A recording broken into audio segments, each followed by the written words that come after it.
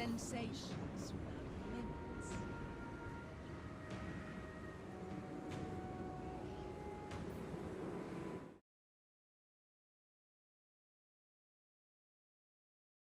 All right. So yeah, just taking stock of the situation. Been away for a couple of days, so no Warhammer. So I'm just re-acclimatizing myself to the situation. Hey, yeah, so how you going?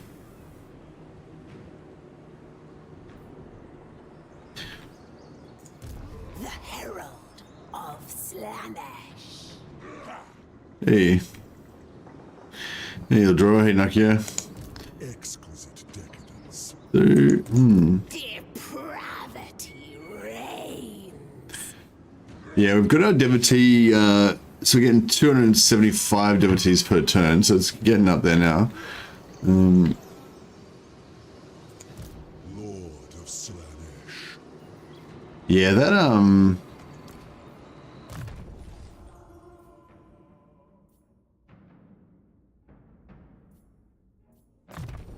replenishment is pretty bad, isn't it? Of Slaanesh.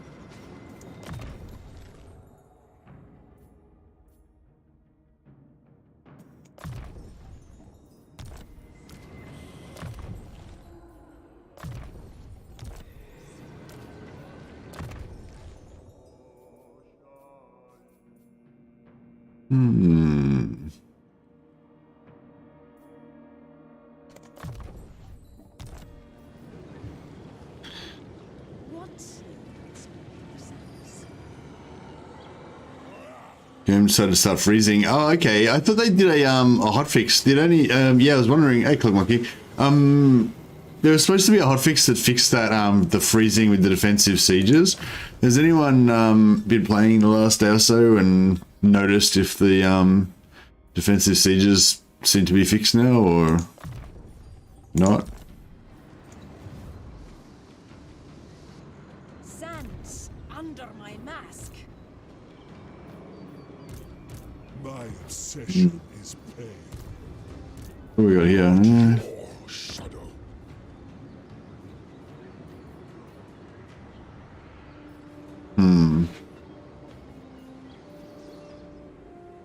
Looks like I left things in a little bit of a mess. We're getting a bit broke. We've got a few enemies floating around. It's not like a disaster or anything, but it's yeah, it's not like we're not like coasting along on easy street either. Name it, and it shall be done. Dance on.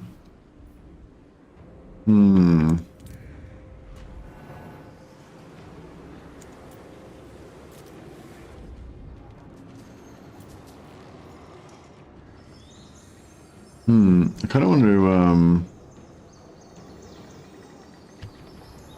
For the Dark Prince. Savor the agony. I guess we can just leave it at that. Hotfix is mostly working. Had last time a siege battle as defender, got around 40 minutes, no freezes at all. This time, this is the first time since the hotfix. Oh, okay, so it's mostly working. That's good to know. That's good to know. Oh, cool. So this is our vassal Alariel. She's our slave. She's eradicating these pesky rebels for us, and we're joining into the battle along with our other friends, Noctilus.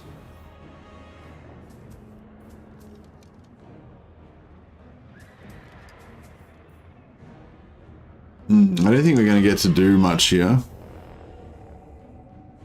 We should win this. Yeah, we should. Should be alright, I reckon. We should be. It might be a close one, but we should get it. We should get it.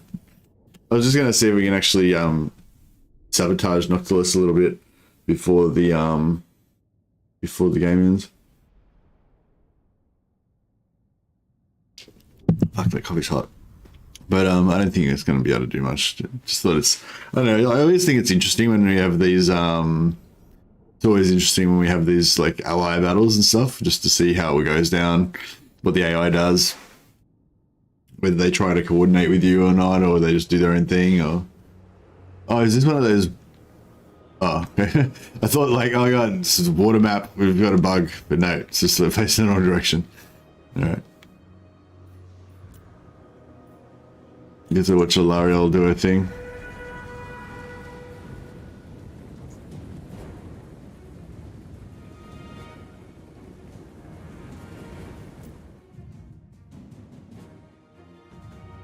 Oh yeah, so Alariel's going up to meet up with Count Noctilus's forces before she engages the enemy. She's pretty brave.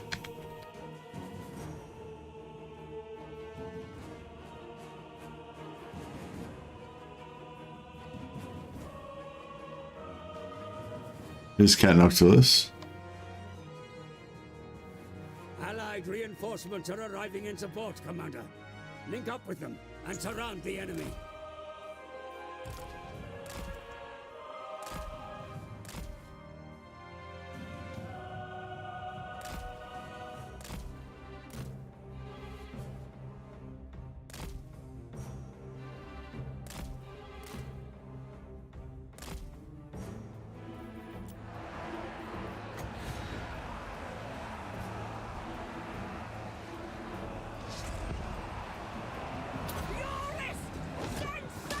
Oh yeah, so you can do a bit of damage to friendlies. Herald moving.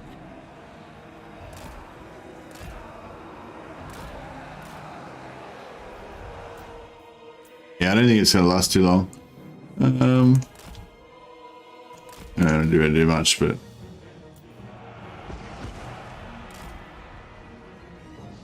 what if we could take out this artillery? Probably not.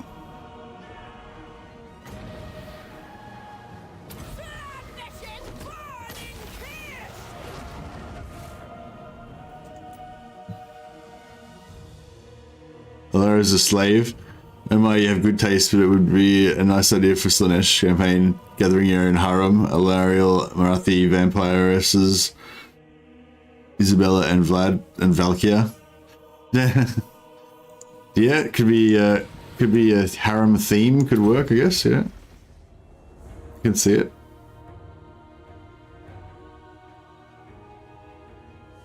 Yeah, Dark Elves would probably be the best option for a you know, sexy harem.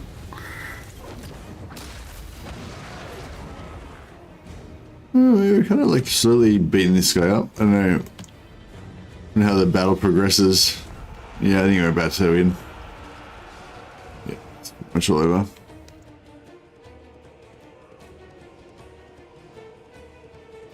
Hey, Launcher. This army.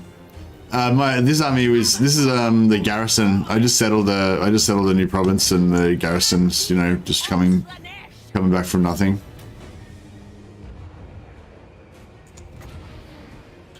Okay, so we might be able to destroy this unit of carronades or whatever that is. Is this carronades? Mortis. Just kind of interested if we can actually just keep destroying these.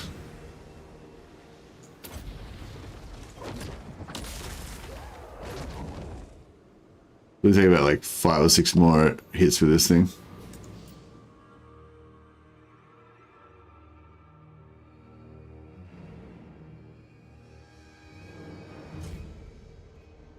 Yeah, no, I haven't taken a single casualty in this battle yet. It was just, It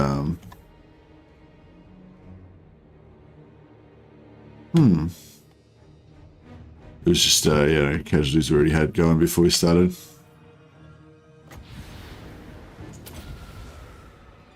Oh yeah, I think we might gotta wipe it out. Is it crumbling? Yeah, it's crumbling. Yeah, cool, we got it.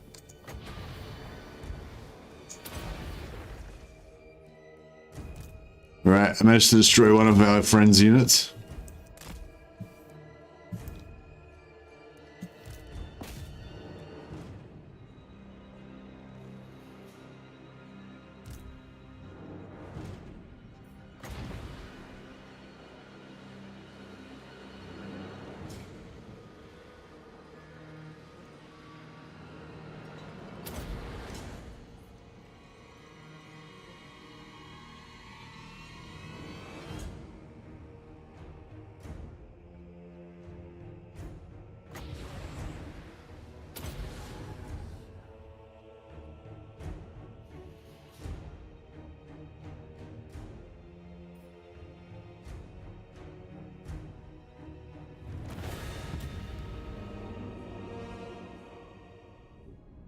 Yeah, it's the Garrison, yeah.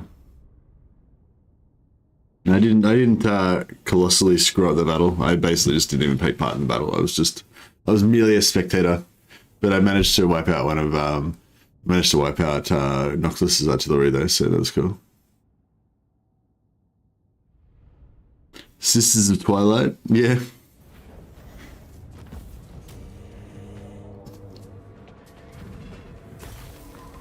Yeah, I mean, normally the harem campaign would be pretty cringe, but it's actually pretty appropriate for Slaanesh, I guess.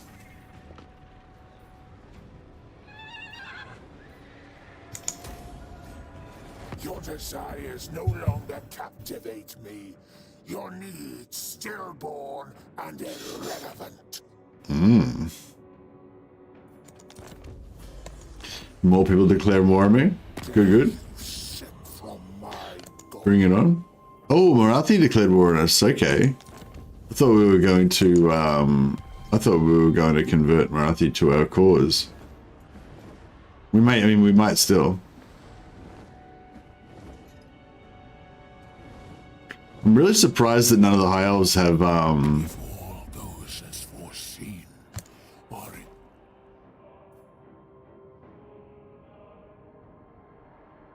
I mean, sure, I guess.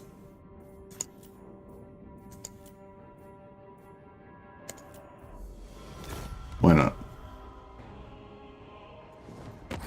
taste your Yeah, everyone wants a piece of us. We have many wars. Oh, this guy decided to run away again. Interesting. So we're technically not at war with Noctis right now, so I guess we should probably, you know, stay that way.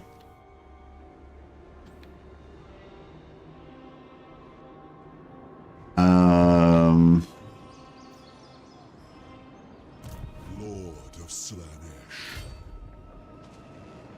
So this is his last settlement?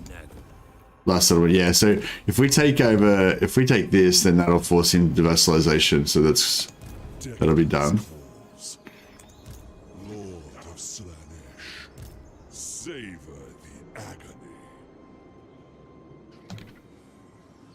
Ecstasy of war. Actually, we got two more. Their agony.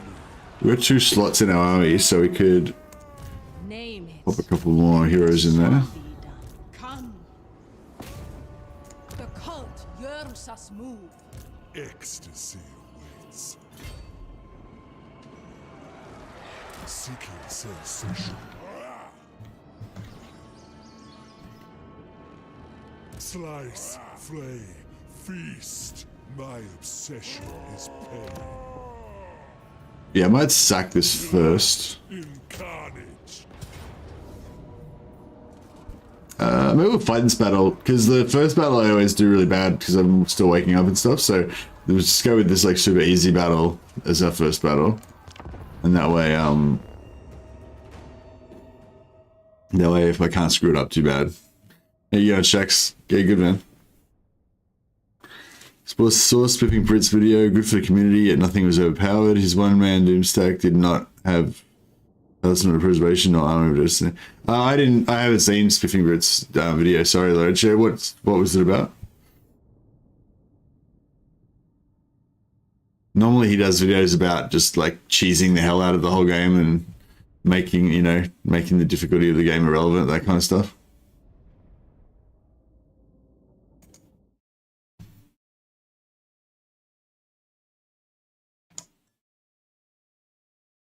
Actually ran into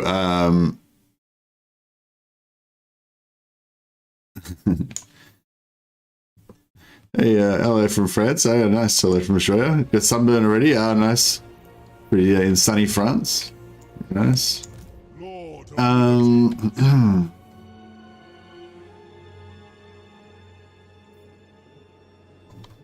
You can't like. Is this one of those ones where you can put your have your allies come on from the back door? No.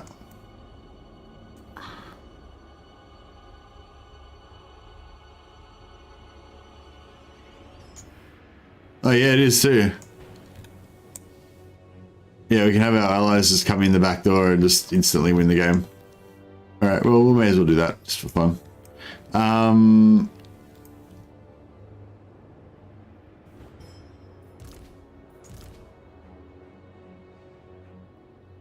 Yeah, we'll,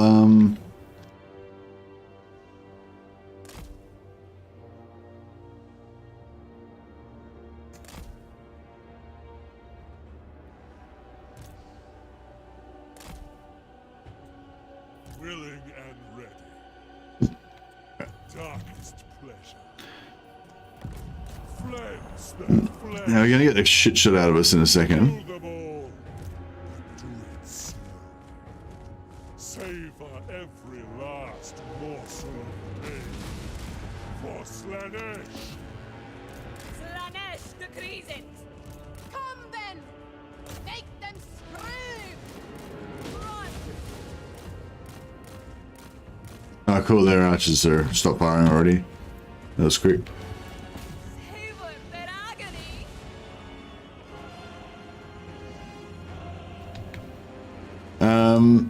Oh, okay, so you just did like a let's play. That's weird. I desire it. Lord of Slaanesh. Denigrate. I can't really imagine a Spiffing Brute video where he wasn't like making a joke out of how overpowered everything that he was doing was. I think that's his kind of trademark. Kill.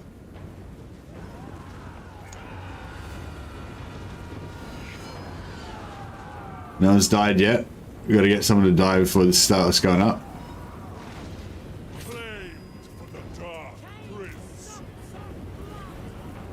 Dark Heart. See, so basically we've got all these heroes that are all quite good in combat. They'll kill infantry by themselves.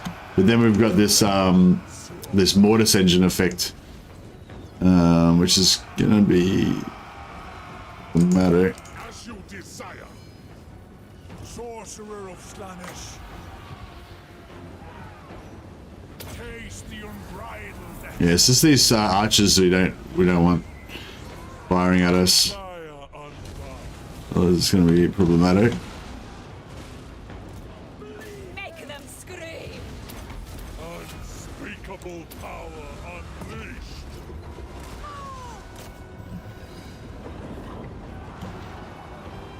Yeah, Lord's nearly down. Oh yeah, that just took a big hit then.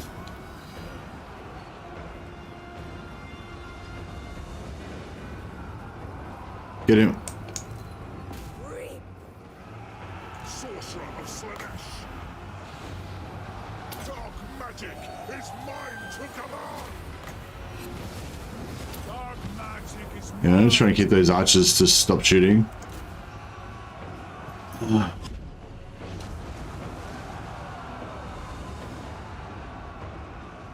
Dark whispers of glory.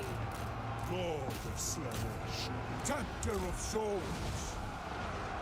Slaanesh is it. Alright, now we've got the Mortis engines are starting to rock and roll now. So if you look at the Mortis engines, they're doing 4 to 8 damage.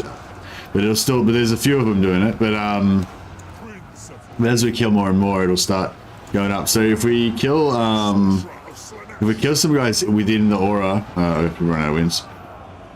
That's right, it'll start going up pretty fast. my pleasure. Actually, let's just, yeah, we'll just fucking Excess in all things! beat things up a bit. Pleasure, passion, excess, and decadence. Phantasmagoria. Cultist of Slaanesh. The serpent strikes! Worship Shornal. Alright, now we got heaps of summons just everywhere, just killing everything. And then we should see, Yes, indeed. yeah, see damage per second, 16 to 32, it's maxed out now.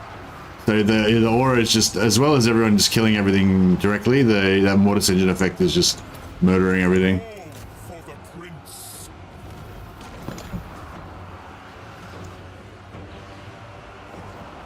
Cultist of Slaanesh.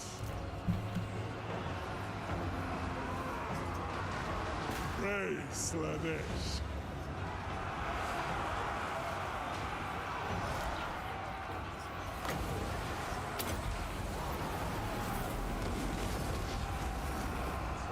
Willing and ready. For the Dark Prince. More Slaanesh. So yeah, so the summons are all down now, but the Mortis engine is, you know, wiping everything out. So Yes.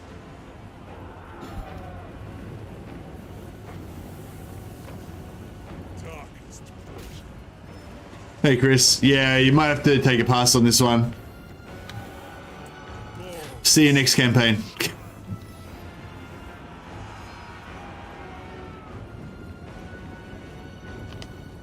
Cleanse their flesh.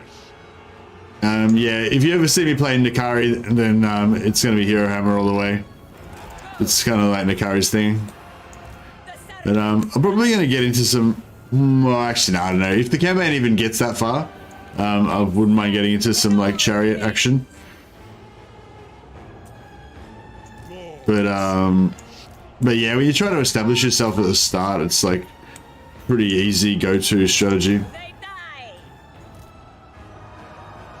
Lord of excess. Slither. Worship Journal. Denigrator of decency.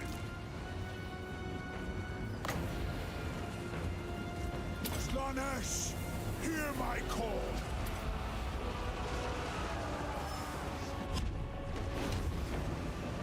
For the Darkling Master.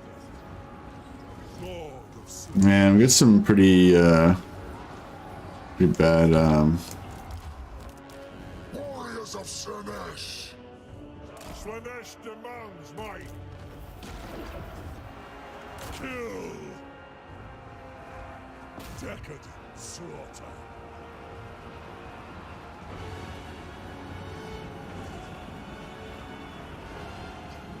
Procession of pain. Ghost zombies are still unkillable. Of Slaanesh. Yeah. Man, my fucking Pressing on. sorcerer's getting fucked here. Might have to sit out of this one. Spread decadence and depravity. Enjoy your death! Gonna find somebody who's not The Lord of excess horizons. still always hear that as the Lord of Accessorizing. Phantasmagoria!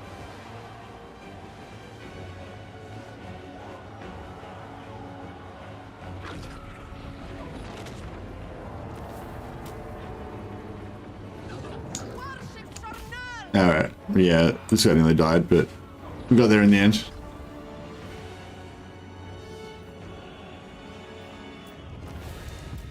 Yeah, was there any more news about that? Because, like, I thought, like, I don't know, this is just the rumors that I thought, but, like, the rumor that I heard was that basically every faction that had percent increase on healing was, like, busted, because if it said, like, 10%, it was actually, like, you know, 10 times, like, 1,000% increase. So basically any faction that had, like, how Vlad and Isabella get plus 25% healing cap on them just themselves, Gorst gets plus healing cap on zombies, Festus gets plus healing cap on his own army, so I thought just anything that had healing cap increase was just busted and basically had unlimited healing.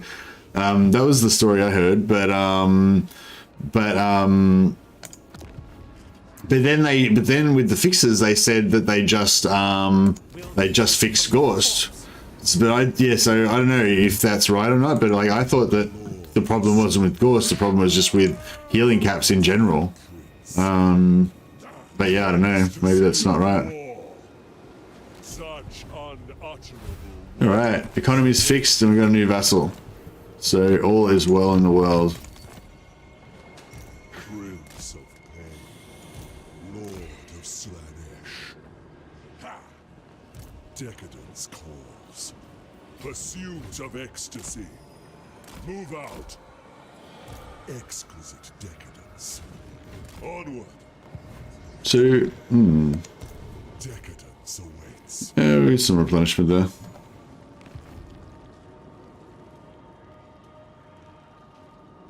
Yeah, no, I don't care about Ghost. What I'm saying is, like, did we figure out whether or not the healing caps in general were busted, or was it just Ghost? Because I'm getting conflicting reports on that. Like, a few people had said that to me previously, but yeah, I don't know. Like, so I don't know. Like, so I guess what I'm saying is either Creative Assembly, when they did the fix on Ghost, either they just kind of completely missed the point because there was no problem with Ghost, the problem was just with all of the healing caps, or they didn't miss the point and there was actually a problem with Ghost and we were wrong thinking that there was a problem with all the healing caps, you know. That's basically what I'm at, where I'm at. So I was just wondering if anyone knew anything about that. A mighty boon.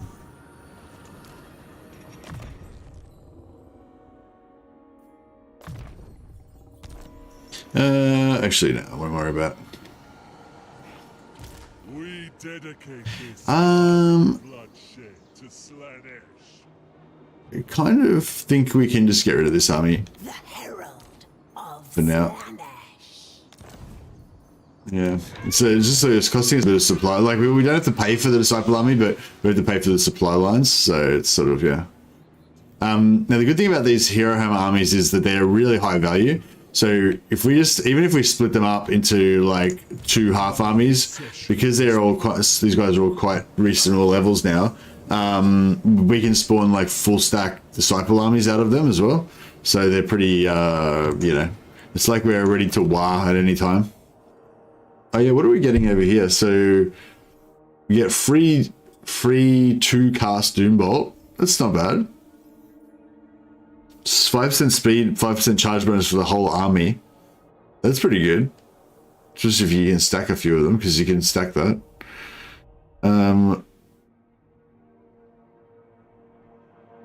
Is this for everyone or what? This is shit. Wait up. So what's the range on this?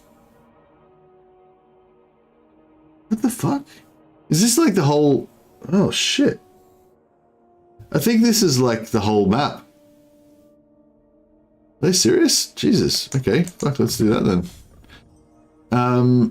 I think this is like Smoke and Mirrors or whatever, like a passive that you get when you're casting that's going to affect the whole map and gives you mad regen for everyone who's in combat. Wow, has anyone tried this out? Seems pretty overpowered. I mean, in a good way.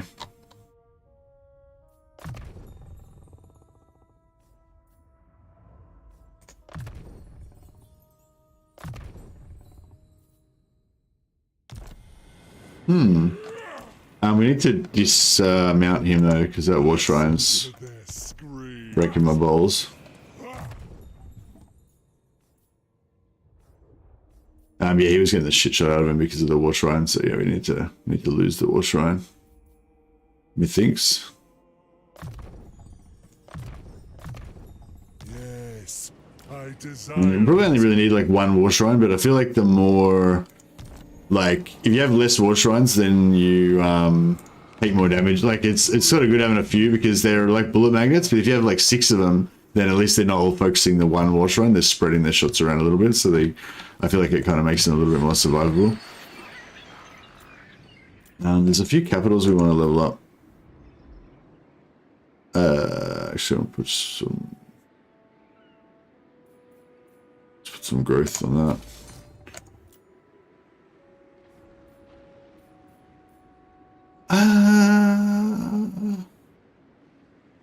Wouldn't mind some more sorcerers. What's that? It's only 1700. Yeah, let's do that. All right.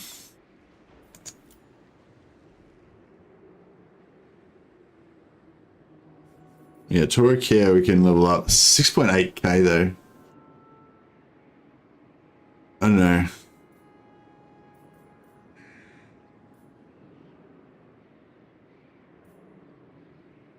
I mean, I suppose eventually We want to level that up. Wait for a bit. Torfinu, yeah, growth there, I guess. Game Vale. Yeah, Game Vale's kind of in our heartland now, so I guess we can invest in that a little bit.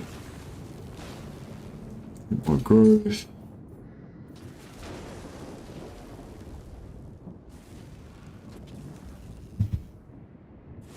So this doesn't give us any trade goods as far as I can tell, so may as well just skip that.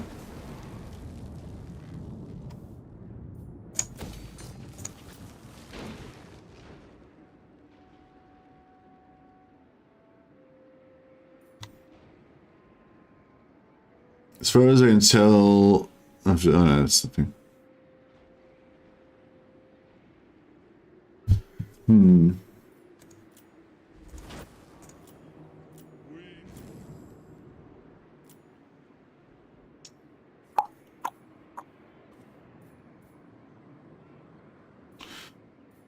What are we going here? Anyway, we can get one more cultist.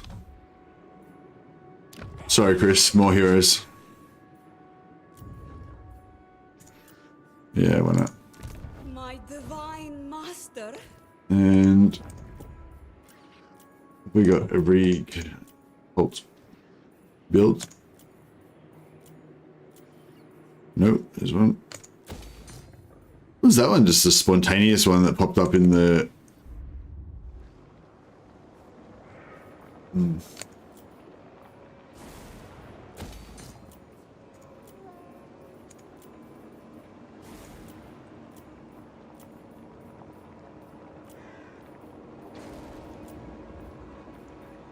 Alright, cool.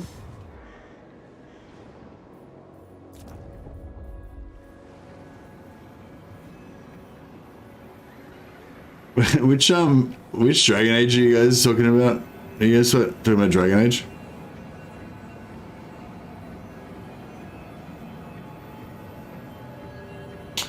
I guess we could build that. A bit more income. Iron. You get a fair few. Oh, that's pretty cool. So I guess from 10 to 20. Is that normal now? Like that everyone, you get like 10, 20, 30? Or is it like, because it used to be like you'd get like 10, 15, 20? Whereas now it's like 10, 20, 30 for Slaanesh. Is that like that for everybody? That they get like triple the amount of resources for level 3? That's kind of cool if it is, because I always felt a bit rorted with that. Pretty sure we're not selling all of our iron, are we? Yeah, no, we are. I mean, we are selling it all so we can get more.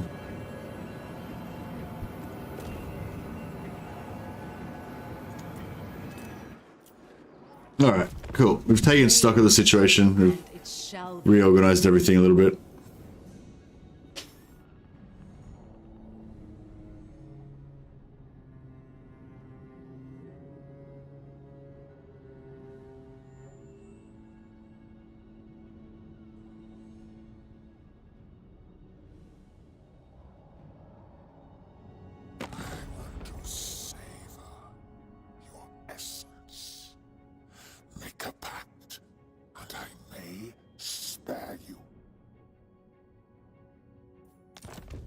Everyone's into us now. Yeah, I guess we've let our strength rank drop now. We're down to rank 30. I think we were rank 1 a while ago.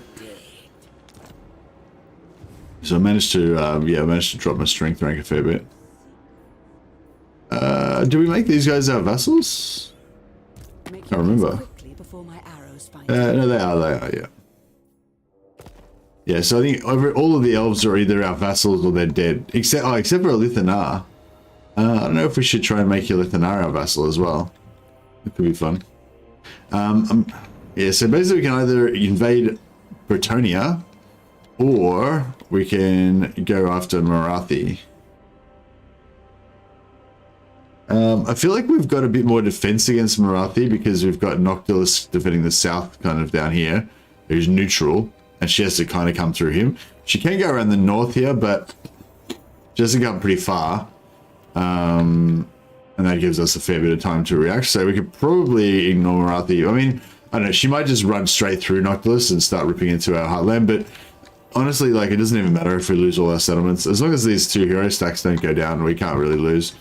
I I would say. But I guess we don't want our vassals to die though, because they're our beloved.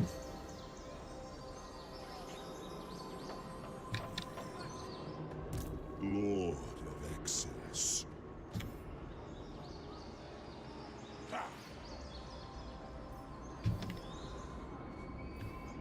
Scratchy, nasty sand. What did she say? Scratchy, nasty sand. Gravity calls. I mean, yeah, sand is nasty, isn't it? It gets all in your small clothes. All right, let's send Lucian the Merciless on a tour of destruction in the Britannia.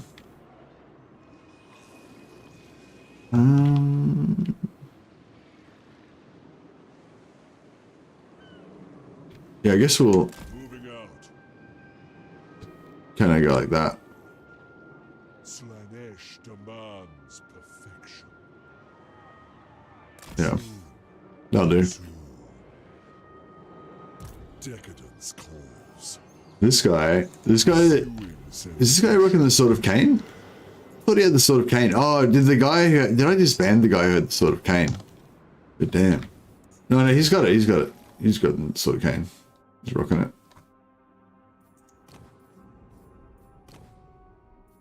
Nice. Yes, this guy's a lot of fun. He's got the Sword of Cain going.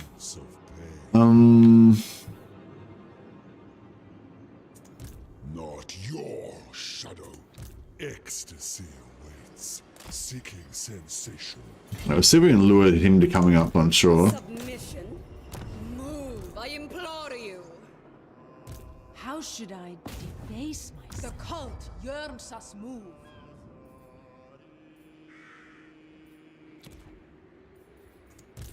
Name it, and it shall be done.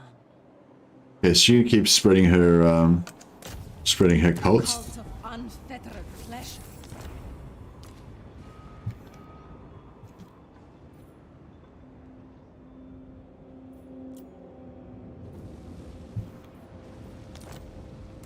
My prince. Yeah, it'd be good to get a few more gifts because we're still a little bit short on gifts.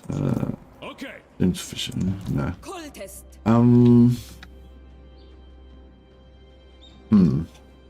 Go with disgrace. The cult of unfettered pleasure. Yes, Dark Prince. Infiltrate their blood.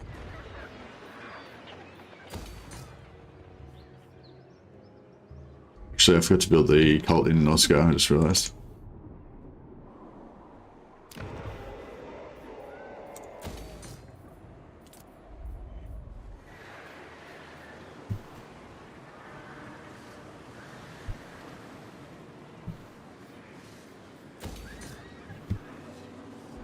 I like how this side's a new capital now, so there's like an extra capital.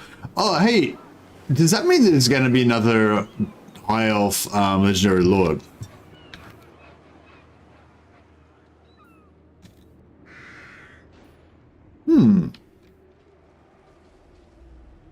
Is there like another? I don't know. Like, why did they make a capital of LSI? Because we already had Toya Versa's capital here for Altharion. And now there's like another, another province of Southern Yvres. Like, I don't know, like, quite often when they, I mean, but I guess the rule doesn't really apply because they reworked everything for Immortal Empires, but I mean, quite often when they add in extra territory, it's because they're going to add an extra faction.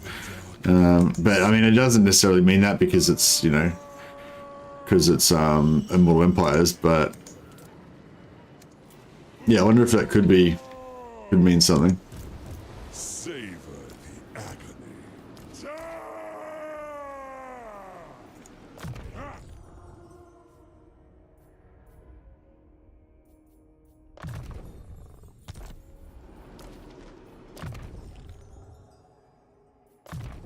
All right, we got to put a shades there now.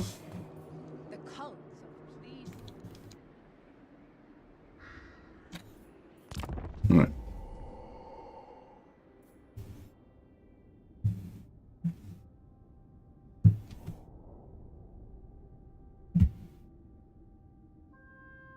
Slaanesh is the dorm room faction. You turn your back for a minute and there's black lights and funny smells everywhere.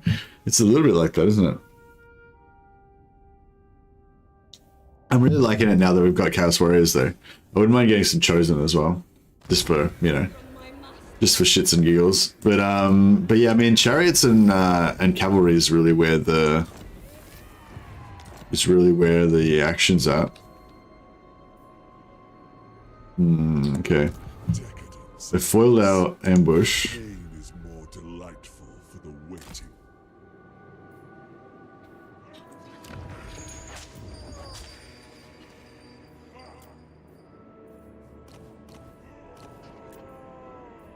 My divine master. Yeah, I think we'll leave this guy around, sort of hanging around here as defender for now. Pleasure seeker. Promise of pain. This guy's gonna... Oh, this is... Oh, yeah, that's cool. This is an army ship. The little, like... Is it called a howdah? Is it called a howdah when it's on a ship? Like a little, like, tent sort of thing sitting on a ship?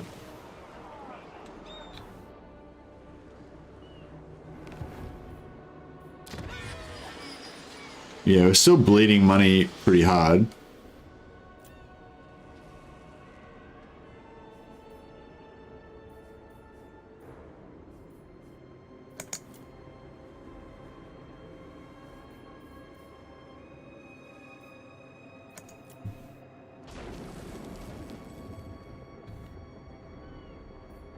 I feel like we should kill these beastmen.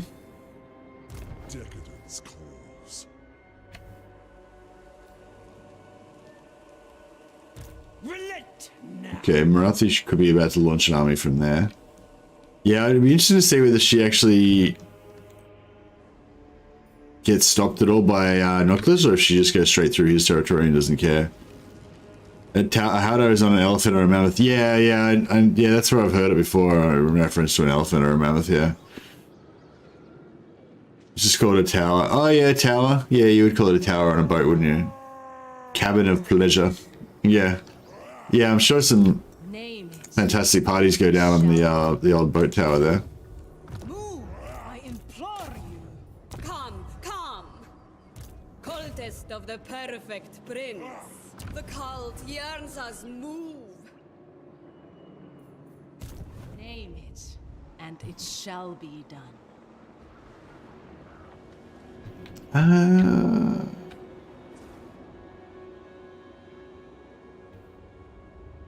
don't know if I should. Every step agony. The cult of endless delights.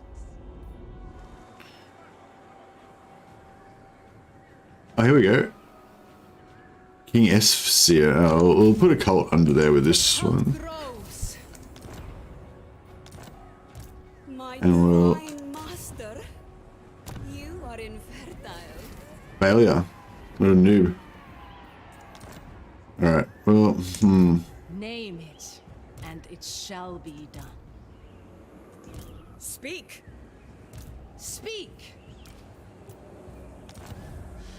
Slaanesh's courtesan.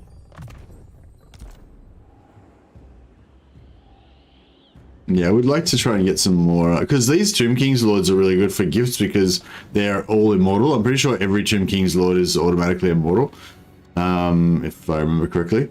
So if we just kind of hang around with this guy and just gift everything around here, then we should end up with heaps of gifts, basically. How much are we getting now? 270, still 275, yeah. So we need to get that up a little bit. Hey, Andrew Jones, how you going, man? Welcome, welcome. I must disrobe.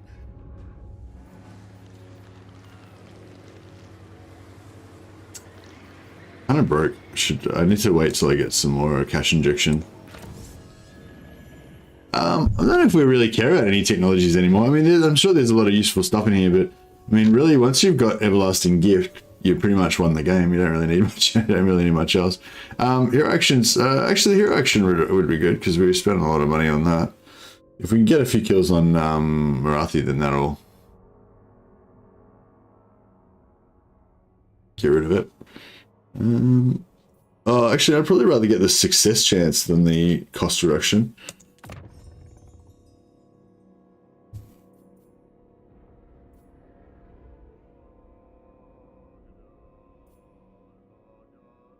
Is there anything for upkeep reduction for Chaos Warriors? Doesn't.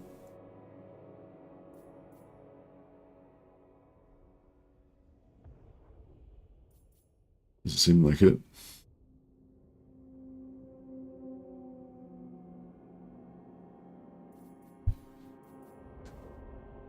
What wickedness we shall sow.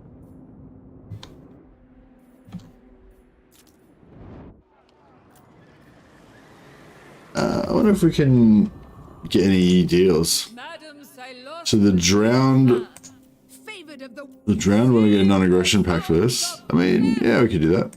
Come, we shall talk, then I shall see. We need a little bit of cash, so.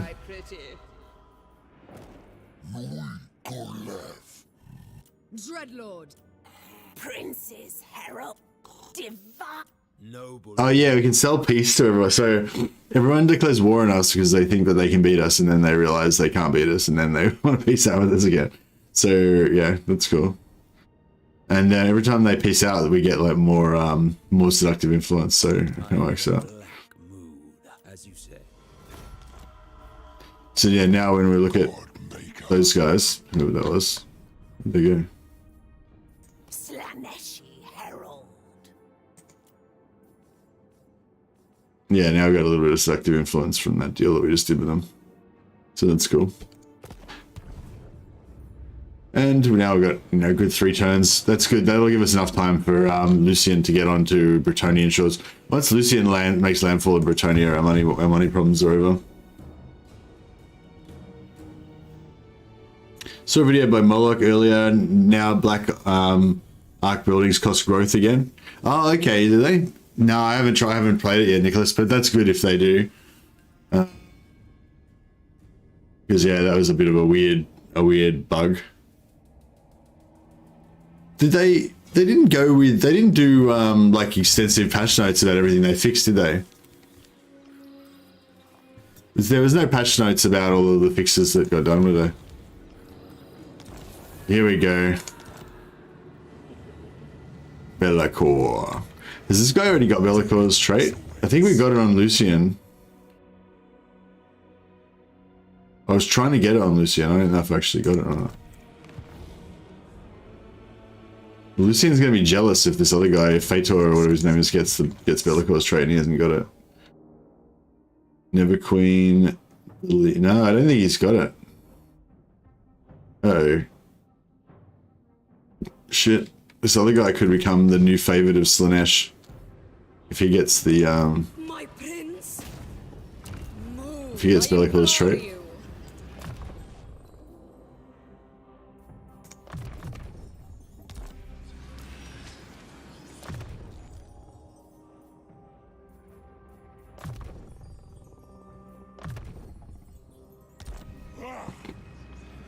Uncontrollable. My obsession is pain.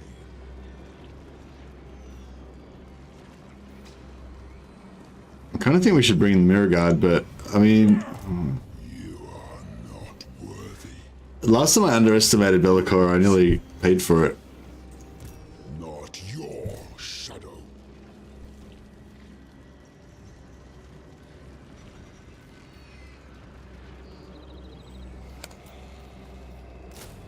Take your place in the Legion of Pain. I want to gear up a little bit. Oh, we've got the sorry, we've got the Sword of Cain, so yeah, that should be fine. Wasn't the last hot fix for sieges? Yeah, that's what I heard. But then Nicholas said that Moloch did a video saying Black Arc buildings cost growth again. So obviously there's more stuff than just the sieges. That's, I mean, yeah, I don't think there was any patch notes though, so we don't know what was fixed in there until we've just tested every single thing in the game. All right, let's see how this goes. We could seduce but we don't really have the money. I mean, we do have the money, but I don't want to spend it, I guess, is what I'm saying. Too much of a tight ass. Shit, I didn't make sure that these guys were all on foot. Or probably half of them are not on foot.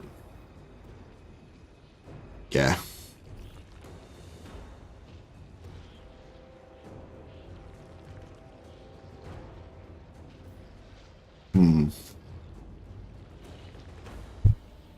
Yeah, I should have thought about that for a bit longer. That's right. We'll just go with what we got. But yeah, the ideal play to play this would be to put all the heroes on foot. I'll hide the Illuresas somewhere because they're pretty weak, but just send in the cultists to tank, drop a couple of Sword of Canes on the blob, and you know, Bob's your uncle, and then bring in the Chaos Warriors later on to mop up. I reckon would be the go. But if half of these guys are on horses, they're not going to be too tanky, so it might not be that great.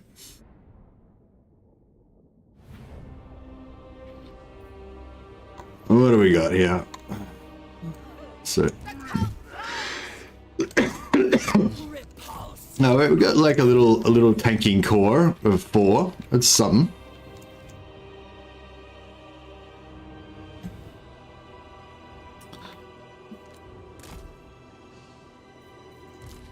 Spread decadence and depravity. I guess these guys are our cavalry. We can hide our infantry in the forest here. Warriors of Slaanesh.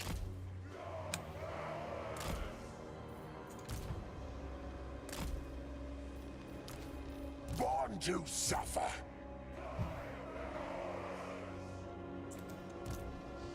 So yeah, that's the thing. I don't think that these guys are going to enjoy going. I don't know if these guys are going to enjoy fighting Belakor. I mean, Fator's got the sort of cane, but yeah, fuck, I would have. I was going to gear them up with lots of magic items, but I just forgot.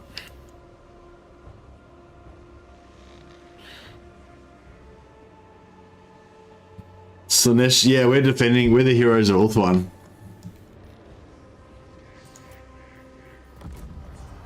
Desire unbound. We promise the enemy but one thing. I don't know if we should. Agonizing death. Sauntering. Scion of perversion. We got a bit of shades. Sensuous diversions. What kind of magic are we dealing with in Belakor?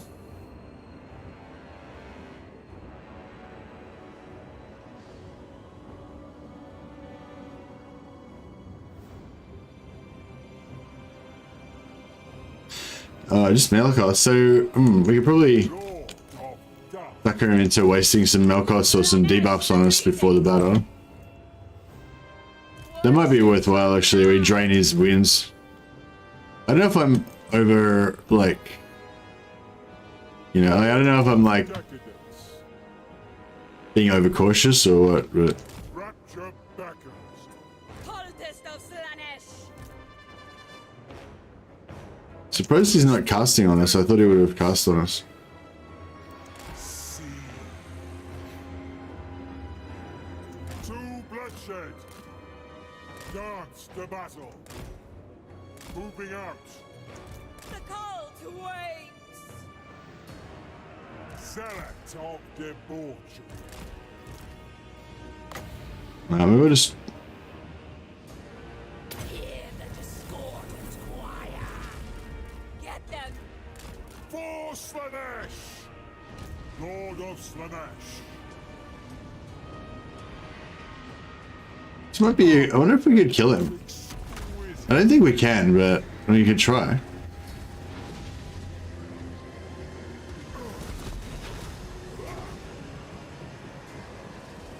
Maybe.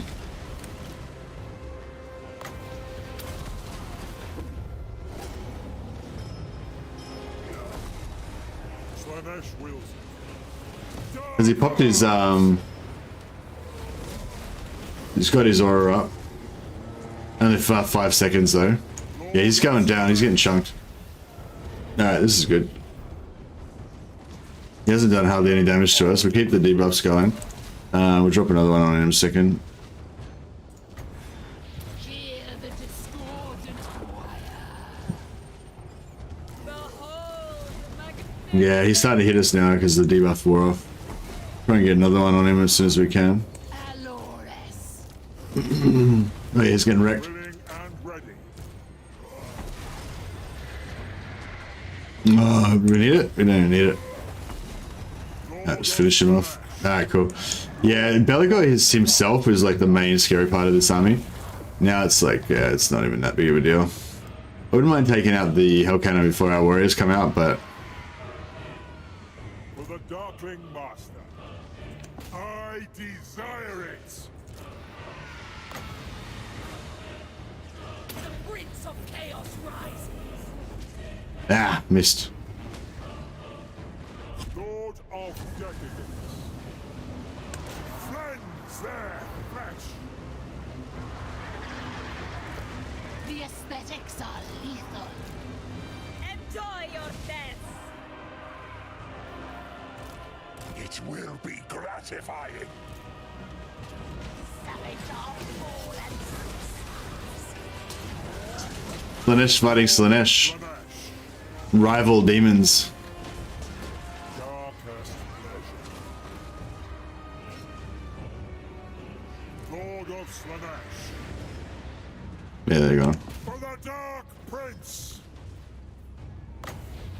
Sorcerer's lash. Zealot of I thought they got rid of... Oh, that's... Oh, okay, that's actually the...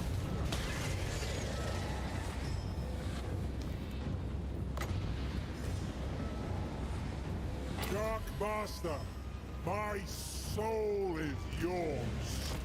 No, these guys can come in and sacrifice themselves to save a little bit of... sacrifice themselves to save us a little bit of damage.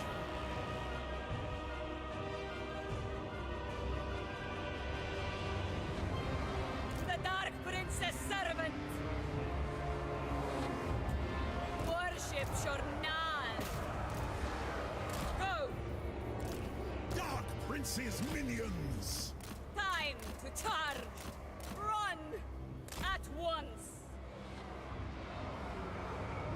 Stride with perfection. Sensuous diversions. Faster, quicker. How quick are these things, man? Look at that, it's tearing. They die. Why, yes. Yeah, we're getting some damage. Our lives for the Kari. Slaanesh sends us. For anywhere. A divine sensation. Rapture and torment. Warriors of Slaanesh. Slaanesh sends us. Get some experience for our Fire torment. Our lives for mighty warriors. onward, Northmen. Seeking punishment. Bringing anguish. We go in fury. Oh, both of these guys are terror routed. Both of our Warriors of Slaanesh. Dark Prince's minions. Deliver slaughter. Alright, we'll get a full surround on them. Spread decadence and depravity. The good thing about the pit of shades is we can do like a precision pit of shades right in the middle here and just, you know, won't really do much damage to ourselves. Who can I play with? Yeah, hero cabs. Getting rid of that. Good. These guys are back. Oh, I'm just getting wrecked. Yeah, there's yeah, some of these like trolls and the trolls and spawn are doing a bit of damage. Yeah, that's about it. This was not meant to be. Luscious deviants. Here's my canvas. We'll be back.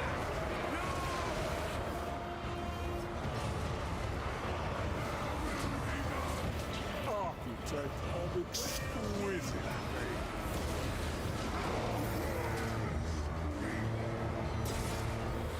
Warriors of Slaanesh! Let none escape.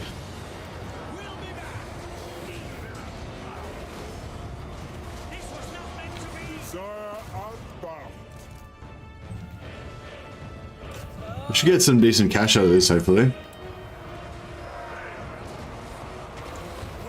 Guess it depends what level Belakor was. Scion of perversity.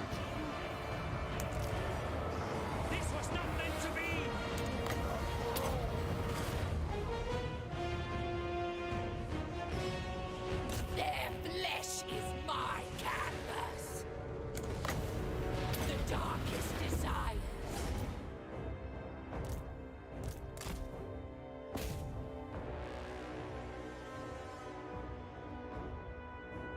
Alright, our work here is done.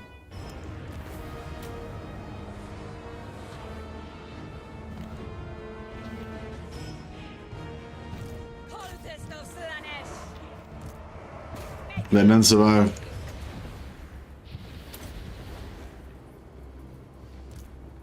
Orgasmic agony. Oh yeah, they're quick. They get there. They got there in time. Nice. Alright. Let's see how much cash we get out of this. If Belakor was high level, I think we could get decent cash, but...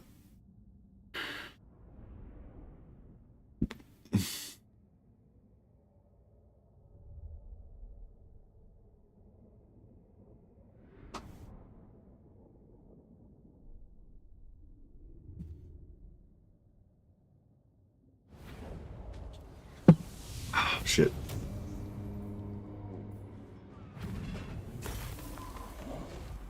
$6.8k, it's not bad.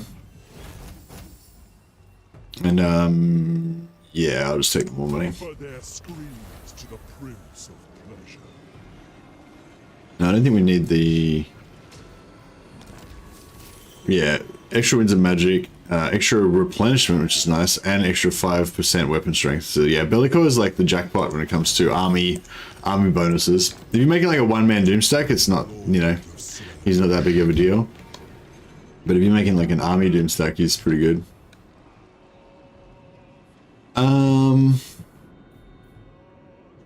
Should we send Fator after Marathi? Perhaps. I would like to start racking up some Marathi kills. Oh shit. We got contact down here. Alright, Fator can be on defensive duty then. Pursuit of ecstasy. Lord of Slaanesh. For the Dark Master. I feel like we should be able to attack this in one go, but I'm not sure which side. I feel like that guy's in the spot that we need to be on. So we'll try to get this side, but I'm not sure if we'll be able to get the one-shot attack on this side. Now we got it. Yeah, cool. Alright.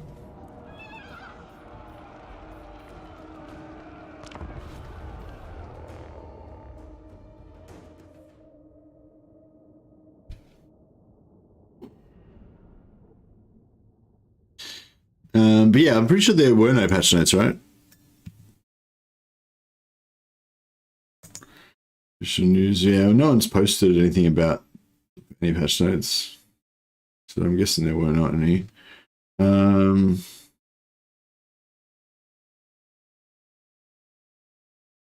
the 7th, they said they were working on a patch. So I've just been away for a couple of days, so I'm a bit like out of the loop. Let's just have a look at the official forums. No, the official forums doesn't have anything since 2.1. Here's a sweet. Dry out, mate. Yeah. It's just, yeah. I feel like there's not like a one-stop shop for like news for Creative Assembly now. You got to like check Twitter, check fucking official forums, check the Discord, like, you know. I don't know if there's actually one like place that's actually an authority that you can go to and be like, okay, there's no news here. That means there's no news. It's like I feel like they intentionally just spread it around to all different places to make it so you have to check everything. Or maybe, I don't know, maybe the Discord is like the thing? Yeah, it's on the Discord. It says hotfix 2.1.1. And there is patch notes. Here we go. Sorry guys, I'll just have a quick review of this because I haven't seen it yet, so I want to find out what's going on. I'll put a link on the official news as well. I'll put a link in the chat here for anyone who hasn't seen it yet, and I'll put it in the official news for our channel as well, our Discord.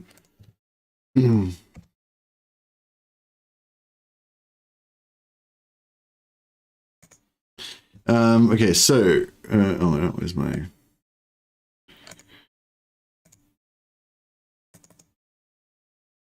is that it? Yeah. Cool. So hotfix 2.1.1.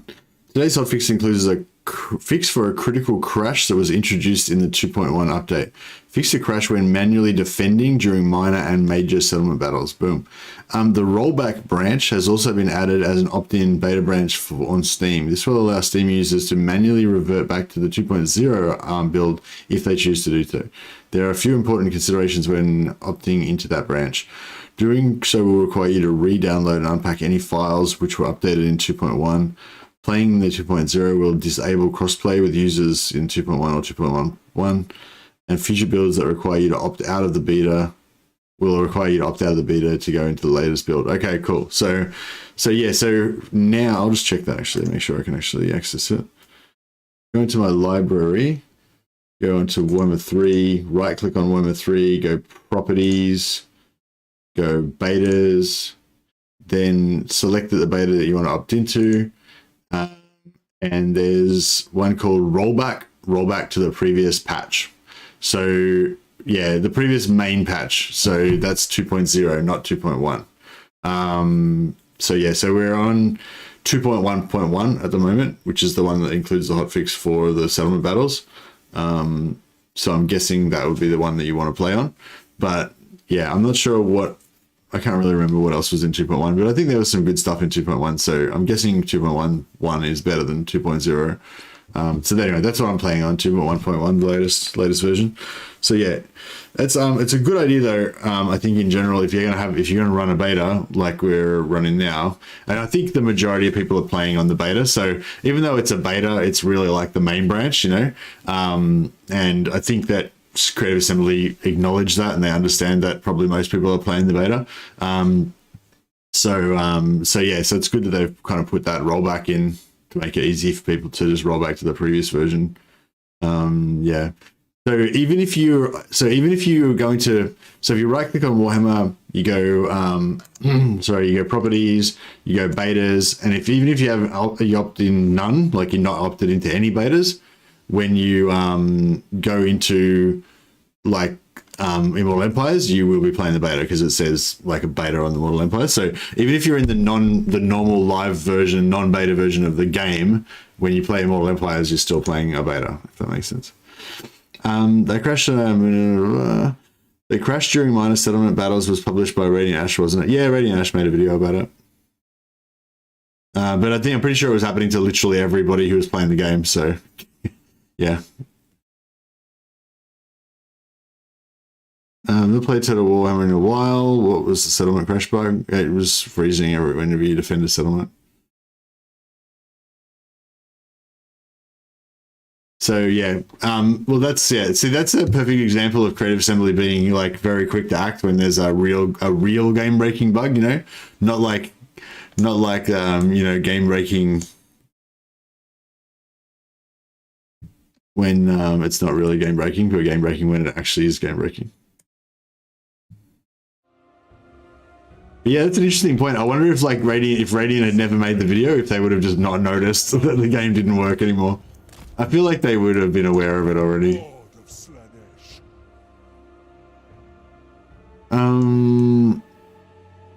But still good community service there by Ash to bring it to the fore.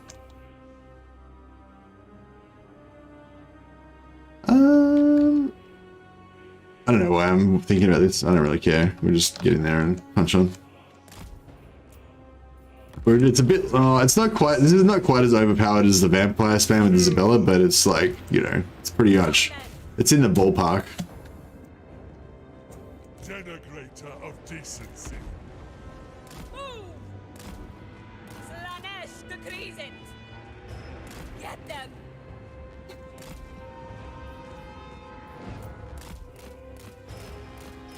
Oh, a couple of those heroes got wrecked by the towers. Just a bit of evasive maneuvers with this mounted cultist. Goes down.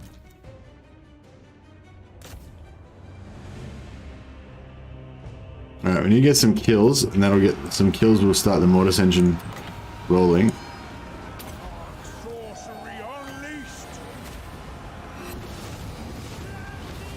A nice bit of shades will start killing some of this cavalry. We'll start damaging the cavalry anyway.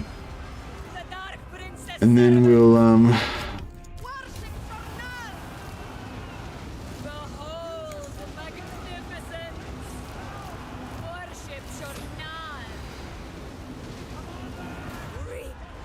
drop a few these bad boys around the place. Get things moving.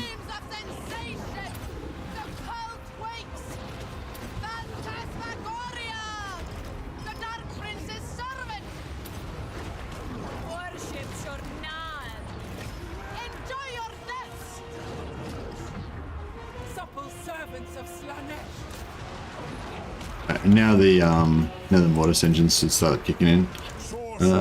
Why is he getting wrecked? Is there a hero in there? Oh, there is a hero in there. Fuck. Let's drop this guy. Except for you stay out.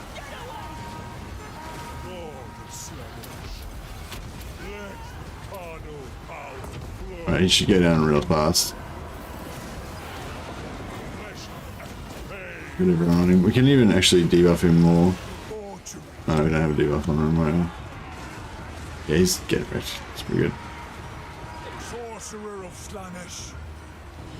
Yes, indeed.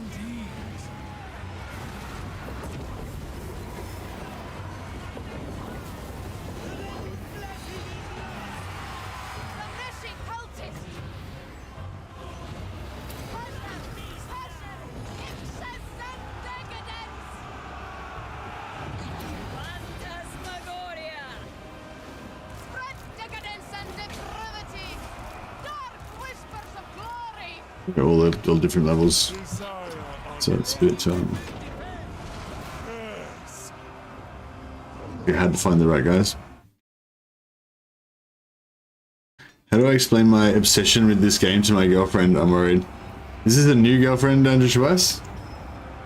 Shouldn't she already know? Like, shouldn't that be the first thing that you told her about? Like, even before you became like boyfriend and girlfriend?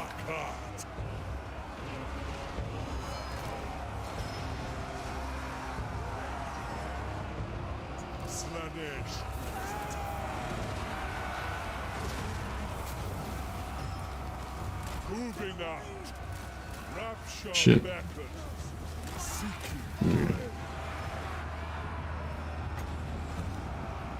You've gone cold turkey. What do you mean? Like on women? It's good. They're a distraction. Your Total War gameplay will suffer.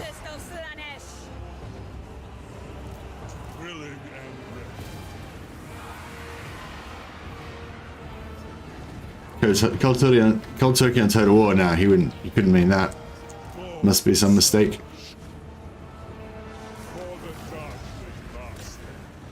Since the infantry heroes up on the wall, maybe. Orgasmic agony. The cult thrives. Excess in all things. The serpent strikes. Prince of Pain.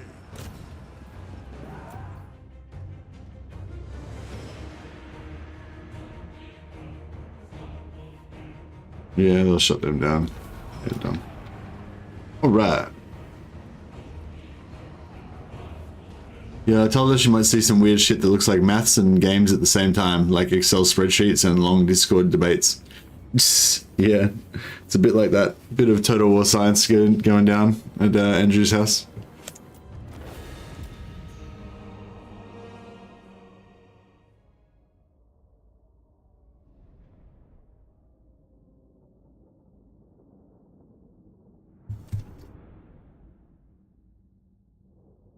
So she's not a big Warhammer nerd, I take it, Andrew. You have to lead a double life now.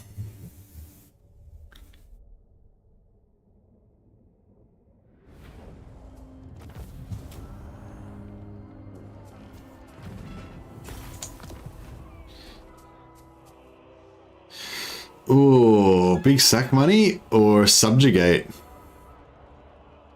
I feel like his subjugate is pretty nice. But big sack money is nice too. Yeah, we gotta go for the sack.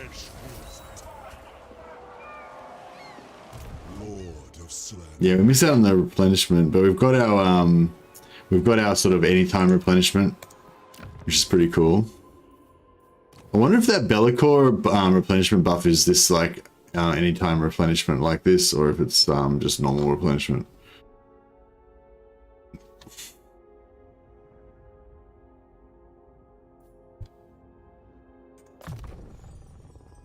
Yes, You'd have to tell. desire it. Find a balance. My wife allows me to play as long as I don't get in too deep in the social media, etc. Ah, really? Yeah, I don't know. I used to when there was not much to do in the game, I think I used to be a lot more into it. Like when I first like before Warhammer 1 came out, I was quite active on the forums, and even after Warhammer 1 came out, because you know Warhammer 1 didn't really have that much content, so you kind of played it out and within a couple of months, you know, when it first came out. But once like there was enough stuff to actually play the game all the time, then yeah, I didn't really feel the need to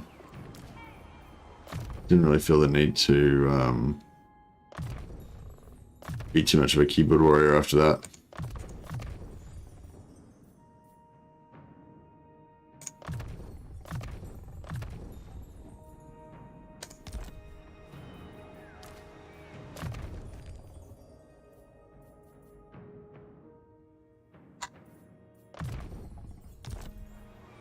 Right. What do we got going on here? So we're trying to get some...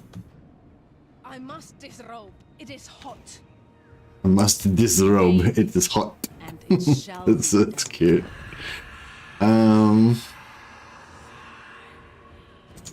Master. Why does she got this like weird accent? Isn't she a high elf?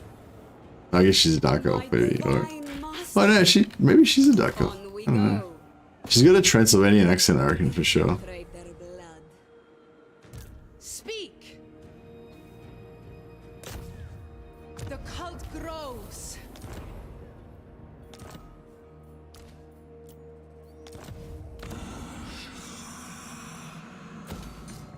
I love playing as Nakari. You just like cover the whole world in cults. Pretty cool. My problem is solved now. Changed jobs as now I play 8 to 10 hours a day at work. Loving it. Oh, well, your new job, you can just play. You don't have to actually do anything. You can just sit there and play games instead. That's pretty good. I kind of have two jobs. So like one job which is playing this game, and another job which is just an actual job. But only one of them pays well. Your appetites seem lacking, Prince of Pain. Yeah, I'm liking this. I'm liking this replenishment anywhere. Just pump a bit more of that. Slave to your gifts.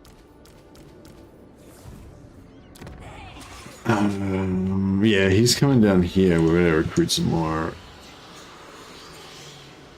I'll just take whatever we can get. It doesn't really matter. Like, they're just having a hero stack is the name of the game. And it shall be done.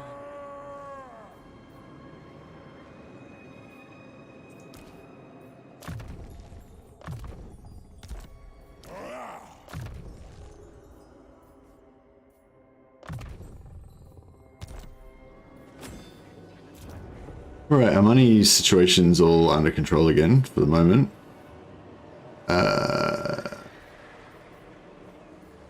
We're nearly... kind of nearly there. How much is that? So that's too expensive.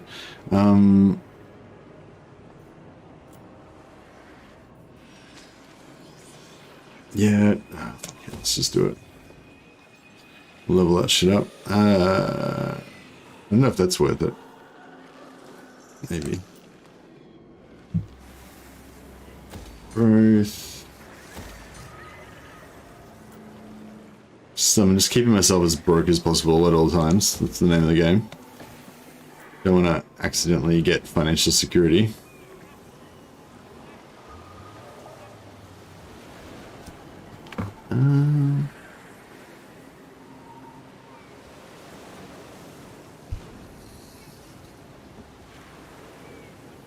I really love these cast sorcerers. I don't know if they're actually of any real practical value to me, but they're I don't know, they're just cool.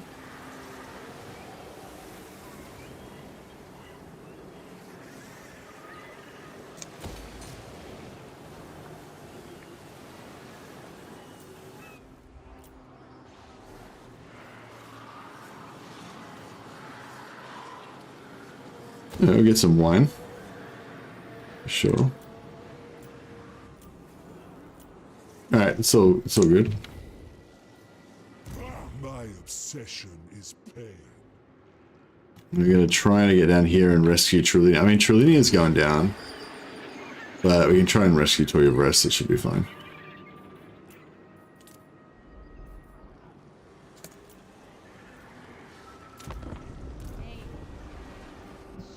Sounds like the elf was adopted into a Kislev family and spent time in Britannia. Yeah, for sure. She gets around.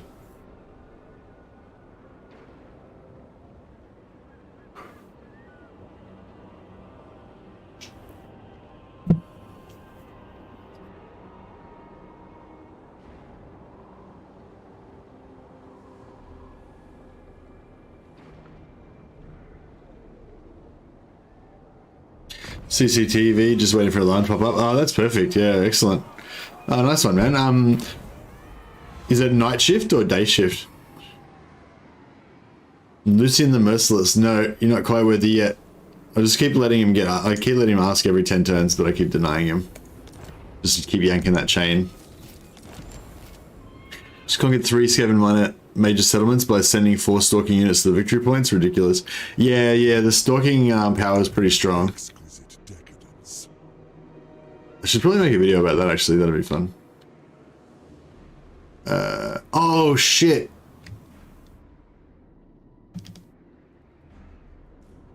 Oh, motherfucker.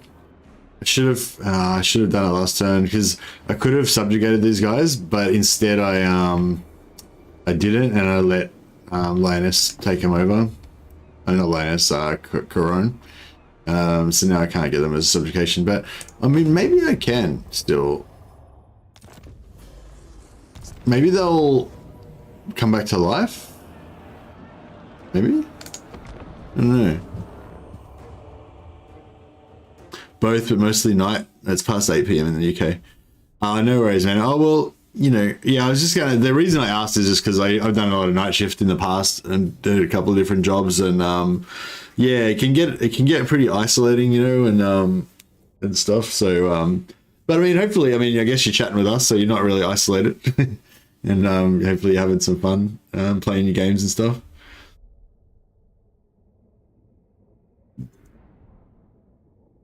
So you don't have to patrol around or anything, you just literally just sit in the office the whole time?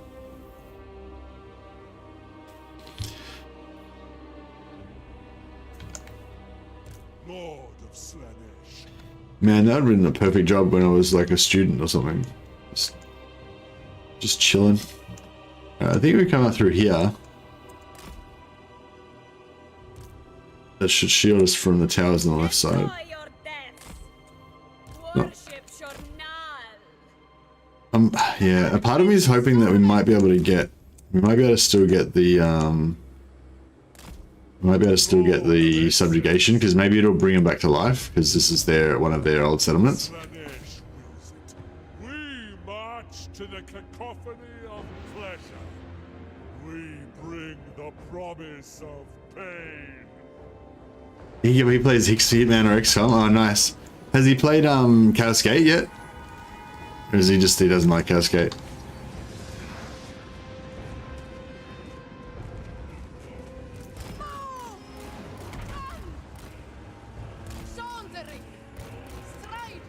Yeah, this Moving. Time to charge. Run. Get them. They die. God of Slaanesh, kill!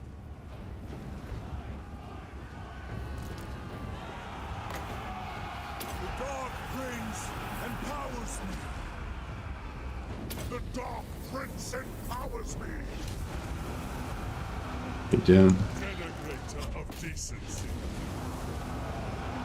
How'd you get some heroes? How many? Hey, Boric. This is pretty much just how it plays out if you play as Slaanesh. You just you use your cultist heroes to build cults, and then you use the cults to make more heroes, and then you make more cults to the more heroes, and just keep going. You get crazy. Get crazy amounts of heroes. Cleanse their flesh. Sorcerer of Slaanesh. Passion, excess, and I thought they started off with one summon loaded already, and then they only had to reset, and then they had to replenish it after they've used their first one. Now, these are really itchy.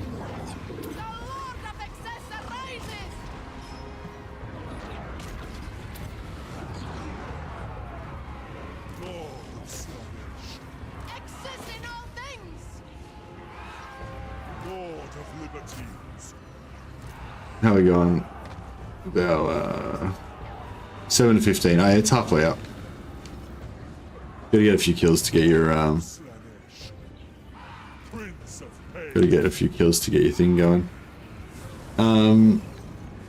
Yeah, Boric, if you like heroes, yeah, the Nakari's definitely the most hero hammer faction that you can do.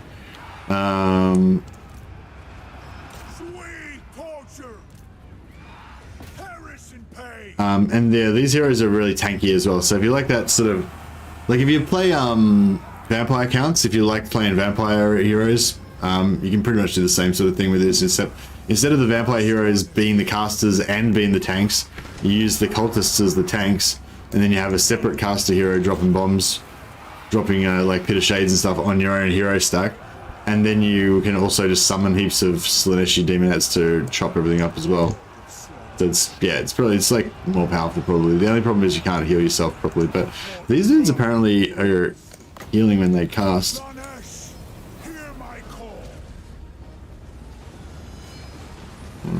don't know. It only works on combatants, so I'm not sure if...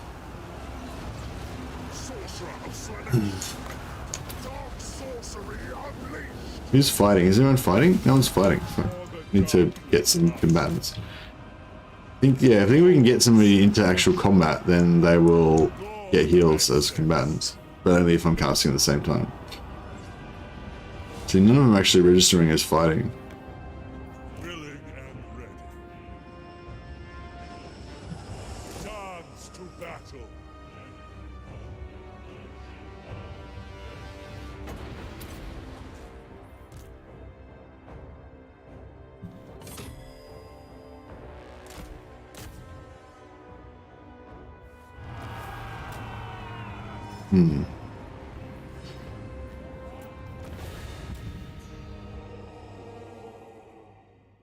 Between Cascade and Phoenix Point, I prefer Phoenix Point. It's a lot better. Cascade seems like a cash grab. It should be at least 6. Okay. I don't know. I thought Cascade was amazing. But yeah, I haven't played Phoenix Point. The main problem I have with Chaos Gate is just that I feel like it needs a bit more content. Like I think there's definitely enough content in Chaos Gate to play it like twice. But I don't know. I've played it twice now. Well, you know, I played one full run through of it and a couple of like half runs or whatever. And yeah, I don't really feel like that keen to play it again until a new DLC comes out or something. Whereas Phoenix Point, I don't know. I kind of felt the same. I felt like it was going to be the same way. Like just wouldn't be enough content. Raise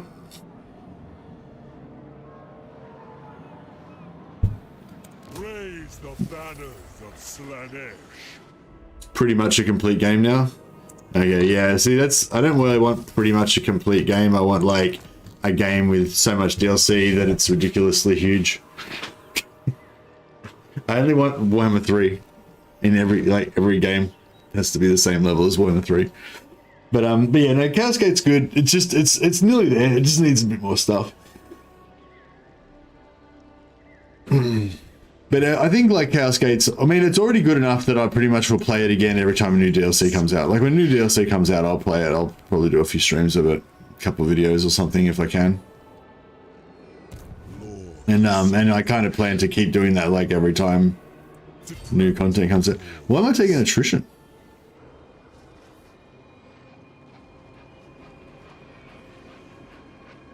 Oh, I'm not actually taking attrition, but I'm going to take attrition.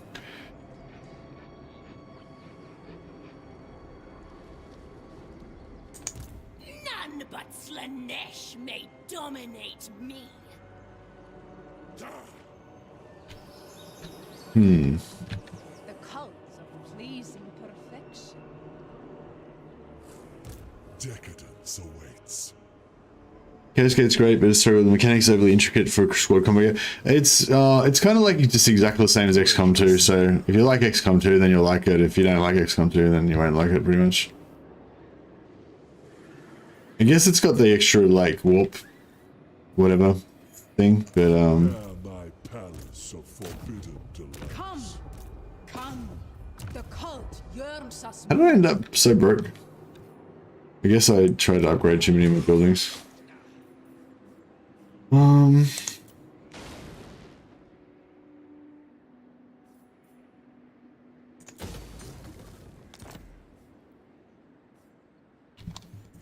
Does it make everyone happy now? No, I still reckon they're going to take attrition. I don't think they're going to, but...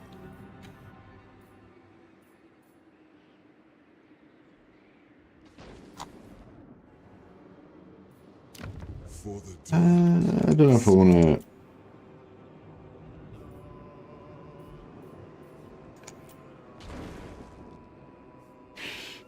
I mean, I probably shouldn't have dropped 6,000 on that tier 4 building.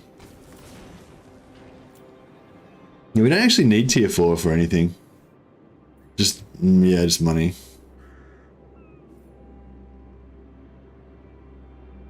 We're about to get tier 4 again.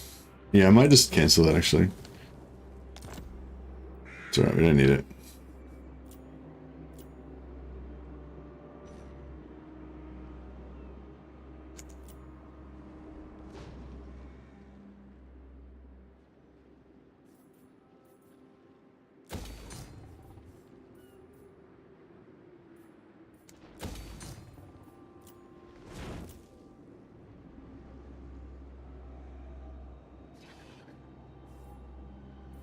We're going with wine. Are we selling all of our wine?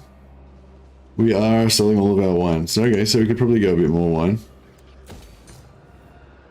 A bit more growth.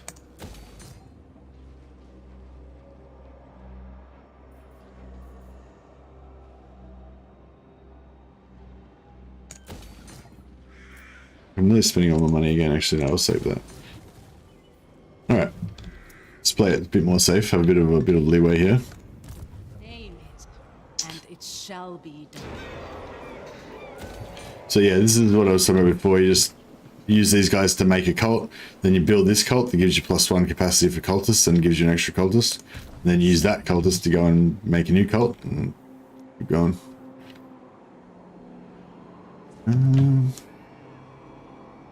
Yeah, I'll go around this way. The cult It's no good. I will. Maybe I'll bring him back up through here and try and come back down through Karak, down into Kislev, and then back down into the Empire, and yeah.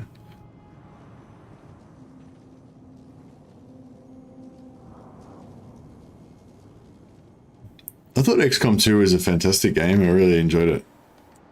Speak. And I've like replayed it numerous times. Like, yeah, there's only a very few games that I really rate. And the way that I rate them is if I keep going back and playing them over and over and over and over again, then they're a good game. And if I don't go back and keep playing them over and over and over again, then they're not a good game. Basically, that's pretty much my simple rating system. You know, like it is more complicated than that because there's some games that are a really good experience just to play through once, but in terms of like the real games that I care about, that I think about a lot, that I talk about a lot, they're the ones that you just keep going back and playing them again and again and again and again. The forever games. And yeah, and I think XCOM 2 is kind of almost like one of those.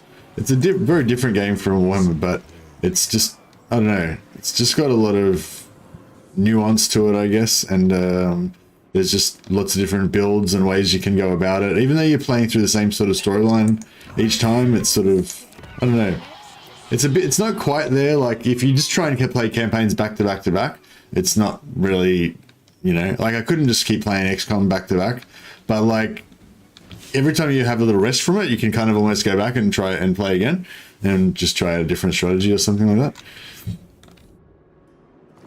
For me anyway. Obviously, your mileage may vary. My divine master. Oh, here we go. But I need to...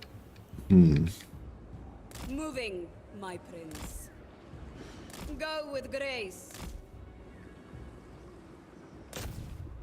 The cult grows. Try and establish a cult over there. My divine master. She's going to try and... 36%? Yeah.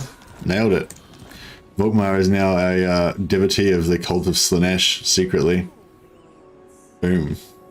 I like it.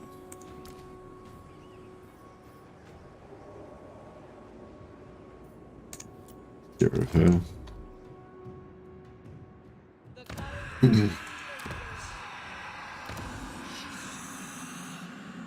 Speak. The cult of pleasing perfection. Really like Cascade, but the replayability is a bit limited. Yeah, I think replayability will be, you know, on par with. I think the replayability probably will be on par with. Oh, I don't know. Actually, it's pretty good, but I feel like XCOM 2 is just somehow better in a way than Cascade. I don't know why.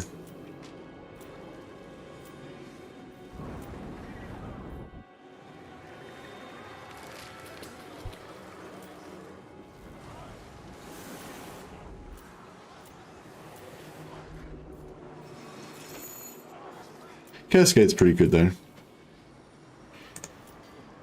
Alright, that'll do. Started 5 different Belakor campaigns and the replayability is off the charts just for that one lord. Hey, it's yeah, nice one. I think I'm going to play some Belakor pretty soon too.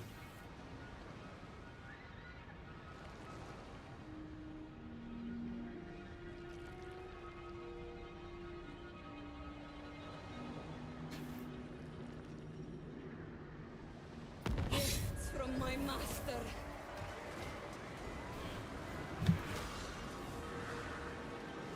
Corn Ascendant. I wonder if I should go and try and rescue these guys or if I should just leave them to their fate.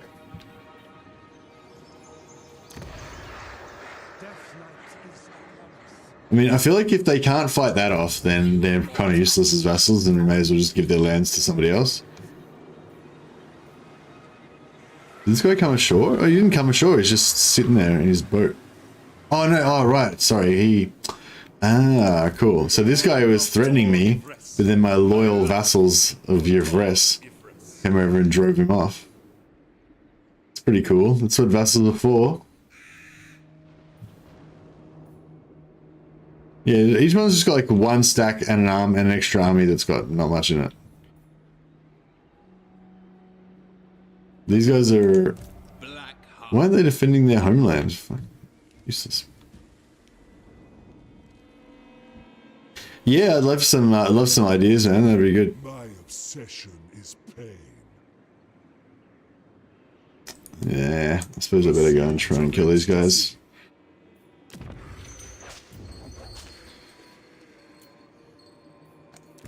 My divine master. Alright. We need to make some money. Lord of excess. Vampires. Is that their last settlement? You reek of anguish or hopelessness. I don't think we can vassalize... I don't think we can vassalize vampires. But we can just take it over, I guess. Exquisite decadence. Crypt King. Alright, let's just see what we got here.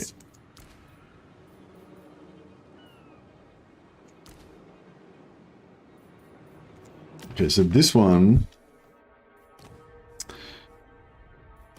Put her on the war shrine. Make sure she's got missile resistance. Max health. Yeah.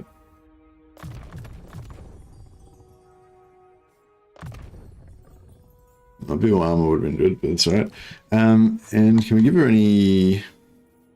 Give her a potion of toughness. We'll keep her out of trouble to a degree.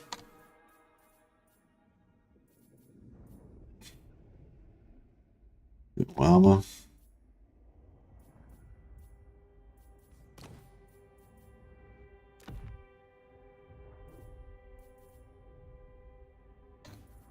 Yeah, these cult treasurers are pretty cool as well. You can stack them up if we get a good territory that actually makes the good money. I don't know if we... I don't know if Slaanesh gets any, like, big money territories.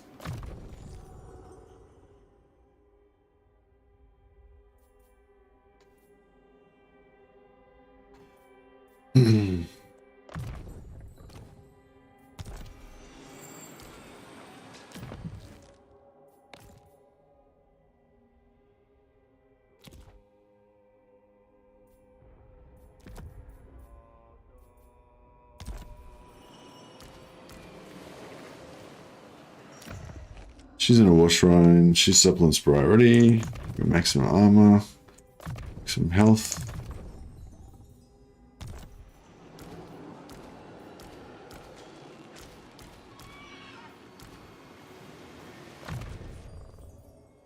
Some armor.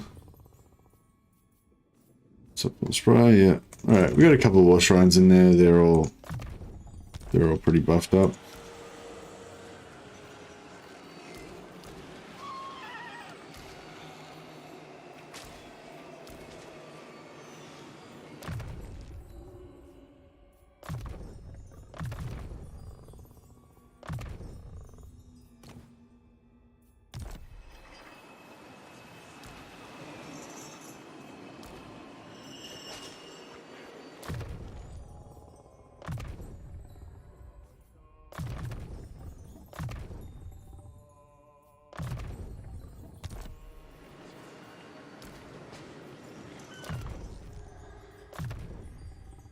Get those summons. Summons and tankiness maxed out.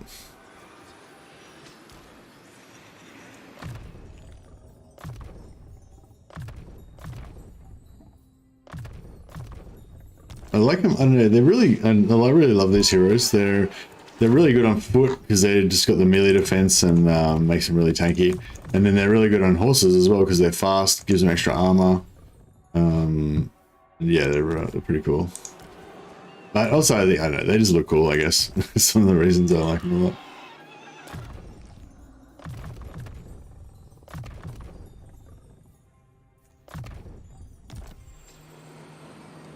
Prince of pain. Oh, motherfucker. I forgot, like, if you change... So just say one of these guys, like, probably, like this guy, right? He's probably, like, giving me movement, the movement bonus, which is, like, I don't know, it's like 5 or 10%. I think it's 10% base plus another 15% when you level it up, so 25%. So it's a big chunk of movement.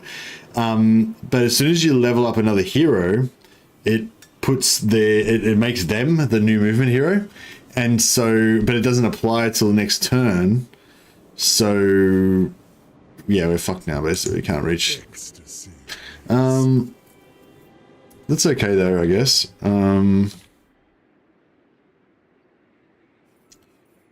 We'll just go for Corone. We'll wipe out Corone first. Seeking sensation. Delight in anticipation. Name it, and it shall be done. Okay.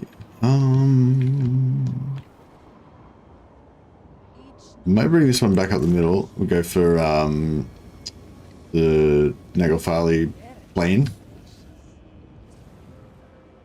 I cannot move yet.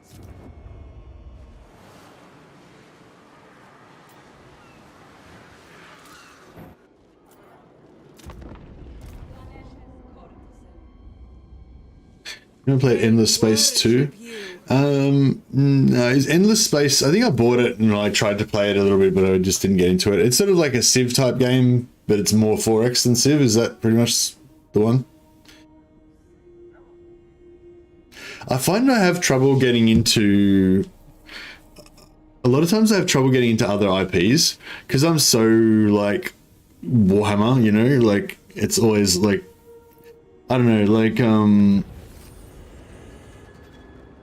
if I'm playing like a fantasy game and it's kind of like generic kind of medieval low fantasy, or it's sort of like generic Dungeons and Dragons style high fantasy, or something like that, I'm familiar with those sort of things, and so it's sort of like I can just naturally adjust to it, you know. But if it's like really different from those, like I have trouble. I don't know, does everyone else have that? Like you just have trouble kind of like accepting it or something? I don't know.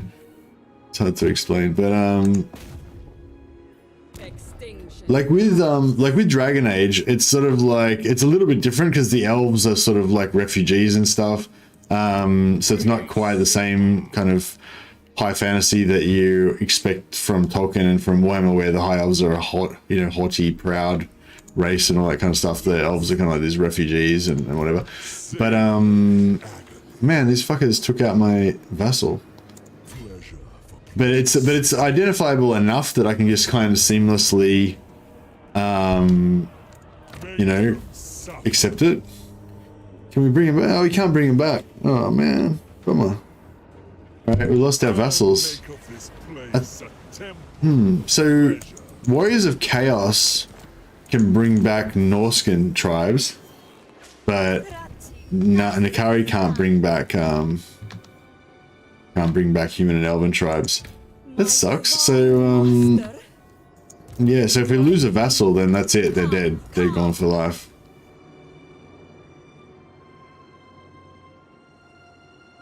I like trying out new IPs if the world is well crafted, then I'll probably like it. Greedfall was a nice surprise, for example.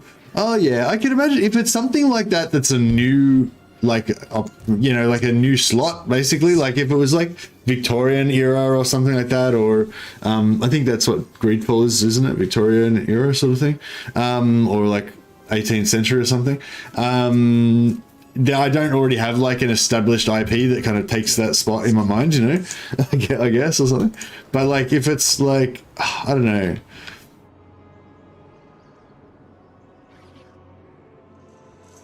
I can't, yeah, I'm not sure if I can explain properly, but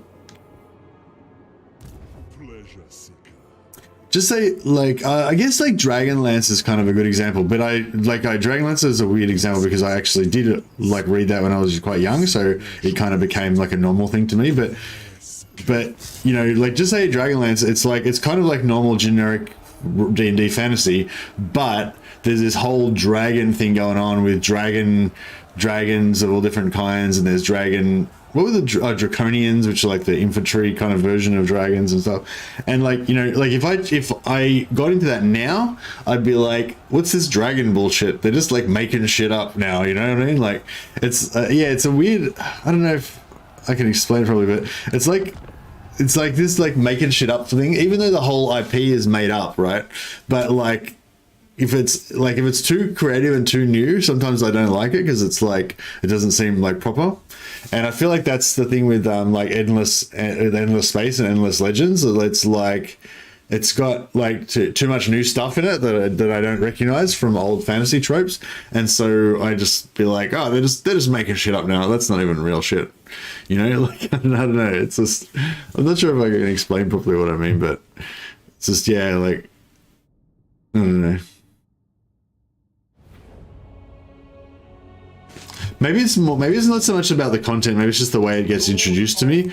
Maybe if I like got into the lore more of the game or something, it would sort of all seem more like real. Lord of Slaanesh, I desire it. For me, that's Chaos Dwarfs. Oh, you think Chaos Dwarfs shouldn't exist? They're not right for the Warhammer IP. Chaos Dwarfs have been around for a long time. I suppose not as long as you though. Yeah, I suppose I predate Chaos Dwarfs too, probably. Come to think of it, but it's sort of weird though because I wasn't really aware. Like, even though I've been into Warhammer since, yeah, probably like 1991 or 2, I guess. But I wasn't very aware of the lore or what was there or anything, you know, at that stage. Then I guess there wasn't as much stuff then as well.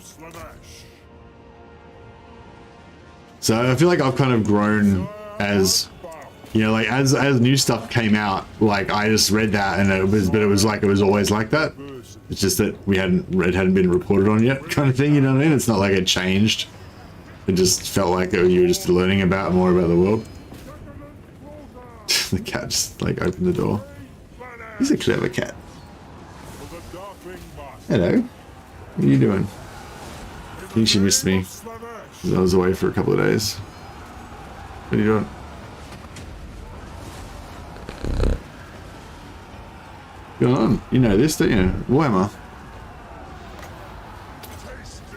My cat's an expert in Warhammer. I mean, she's not very good at playing the game, but she knows what it looks like.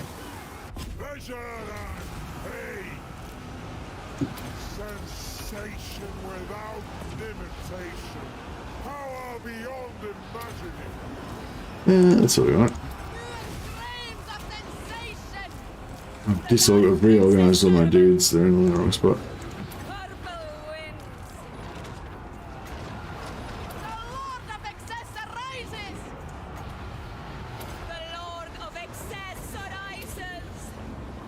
Alright, our Mortis engines should be cooking with gas now.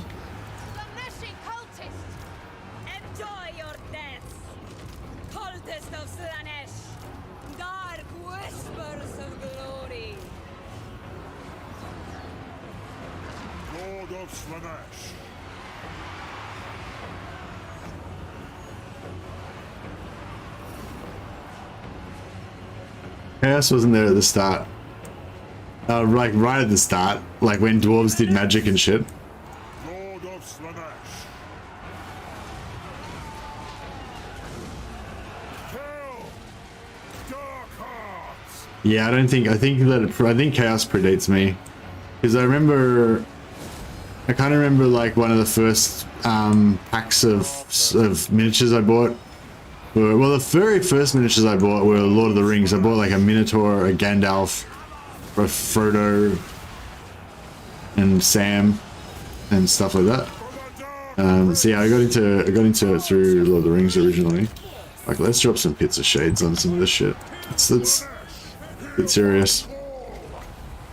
Dark sorcery unleashed. Dark magic is mine to command. There we go. Lord of Slaanesh.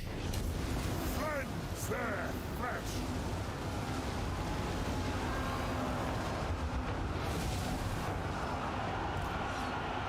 Yes, master! Lord of dark delights. Decadent Yeah, I guess it's not just games, it's the same with anything. Like, you kind of need a way into stuff. Like, you need a, I don't know, like if it's sort of based in our world but in the future or something like that, then you can already kind of like fill in the gaps a little bit. If it's like not, if it's sort of semi-believable or whatever, you can sort of fill in the gaps a little bit with your like imagination of how the world might have got there or whatever. And what are you up to, you little nutbag? You wanna go to the window? You wanna go? No? Because she was trying to get under the blinds to get up on the windowsill. I think she likes to sit on the windowsill and look out the window sometimes. And so I sort of set it up so she can get under there. Set it up so she can get under there, like, I've got this sheet of metal that kind of like holds the blinds out a little bit so she can get her paw behind it and pull it out, but she has to like, she still has to do it. Like, she can't just jump straight off the windowsill. She's got to kind of like pull the blinds away from the edge and then get around behind it and stuff. Like, she can do it sometimes, but sometimes she can't figure out how to do it. And yeah, so she was trying to like, sometimes she just like bangs on the blinds, like, because she can't figure out how to like do it. Anyway, yeah, so she was doing that, and then I went to like, I went to help her, but just as I leaned over to help her, she just kind of given up and turned away. So she just came like, I like leant over and she just had turned around and come face to face with me. So she's just kind of got like, just like, fucked off. Sorry, we're talking about my cat, by the way, anyone who didn't get what was going on there.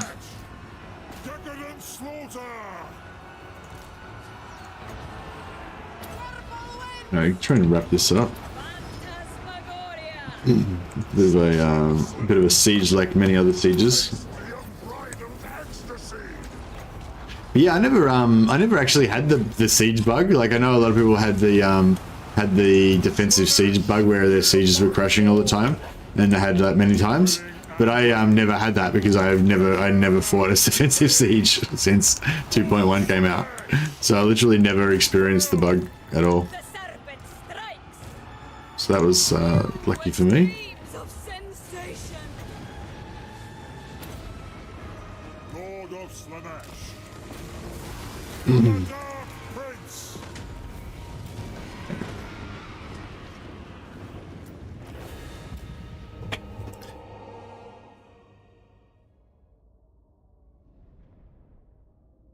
I've heard that your vassals often die to rebels due to the corruption. Yeah, I just had that happen to me just then. I was like, oh no. Oh. Yeah, the vassals don't defend their land sometimes too well. But you can probably like get away from that by just gifting them more land. You know? Like, I should have gifted when that vassal was about to die, I should have quickly gifted them another settlement.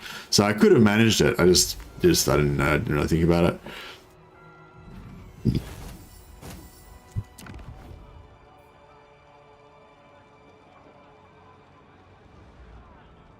But it's like, I don't know, I mean, the vassal thing is just a fun thing, you know? It's not like you need the vassals. Like, Slaanesh is super overpowered. Like, they're fucking ridiculously powerful. Yeah. Yeah, like, you could win without using any vassals. You just, I mean, you could just force vassalization to get the 500 free devotees and spend it on more armies and shit. But you don't need to actually have vassals, like, they don't really do much. But having said that, they did drive off some attackers that were trying to take my one of my settlements earlier, so that was pretty cool. But it's more like, what I'm trying to say, like, keeping vassals is just kind of keeping pets. Like, they don't really do anything for it. They're not like super powerful and useful and stuff, but they're, you know, they're cool. They're like, it's like having a pet. Little AI pet. But yeah, see, I've given Grace like 2 settlements, so they're a bit more like well, I didn't give them 2 settlements, but they've got 2 settlements, so they're a bit more durable, you know. I bring Azurian's fire. Oh shit, these guys are these guys are about to get wrecked. Like I could maybe.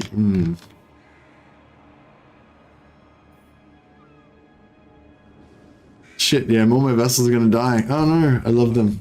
They're like my beloved pets. They're all gonna die. But anyway, yeah, I'm sure that you could like work a bit harder at keeping them alive, but it sort of gives you a little bit of extra challenge, doesn't it? You know. We've got Maratha. Yeah, things are hotting up on the donut here. Lord of excess.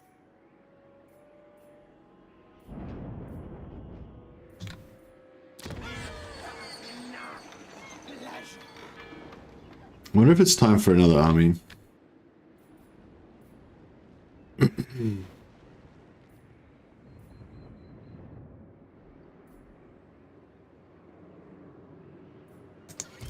For the Dark Prince.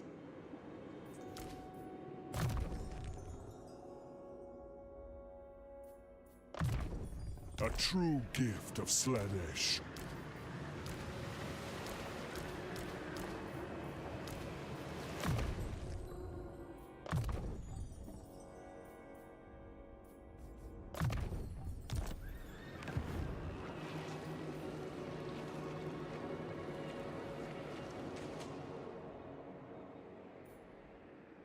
I have to give back the sword at some point. So yeah, we could probably split this army into two now. Fairly easily. Yeah, we just put like one sorcerer in each army and give them half the cultists. That'd probably work.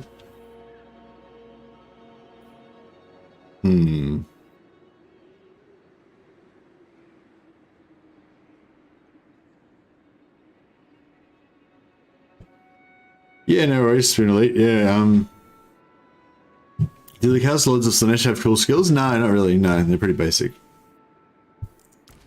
They have really cool armor though. They just look badass. They have this gives 10% physical resist for Chaos Warriors, Chaos Knights, and Chosen. So that's pretty cool if you want to have an army of Chosen. Just their personal combat skills. This is pretty cool. It's an aura. Basically, a 35-meter range, lasts for 22 seconds, centered on themselves. So if you're going for a blob kind of thing, either with heroes or with Chosen or whatever, that's just going to, you know, nerf the melee defense of your opponents. You can do that every 90 seconds. It's pretty good. You can basically keep it up 25% of the time. Yeah, and Paragon access is just up all the time, giving enemies -5 melee attack. So sort of gives your guys +5 melee attack, I guess. +5 melee defense, essentially. Good for dueling. Yeah, I mean, Rampant Destroyer gives them heroic killing blow, which is good for dueling. That's wise, yeah, they're pretty decent. So it's gonna have like 79 melee defense. So yeah, they're kind of on par with the cultists, I guess, but they've got armor, 120 armor. Excuse me. Oh, so they've got heroic killing. Yeah, they've got heroic killing blow and they've got deadly onslaught as well. So you can pop both of those, which is pretty cool. And you could pop this at the same time, giving your enemies -24 melee defense. So you could, yeah, they'd probably be really good at dueling. Actually, have to get some dueling happening later.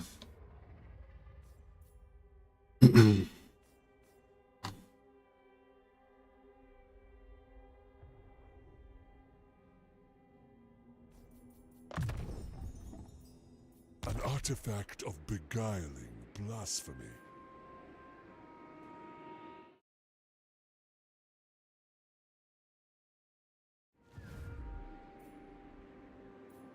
Yeah, we've kind of moved already, haven't we? Yeah. Name Sid. and it's This one's name's Sid. G'day, Sid. the cult of plentiful excess.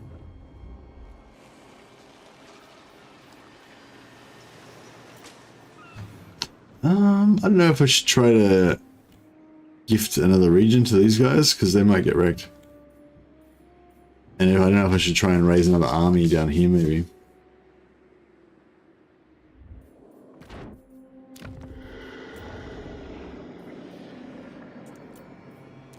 Name it, and it shall be done. The Ever Queen. Of course. Protector of Ulthuan. Gladly. Magic in purest form. My life for Tor Ivres.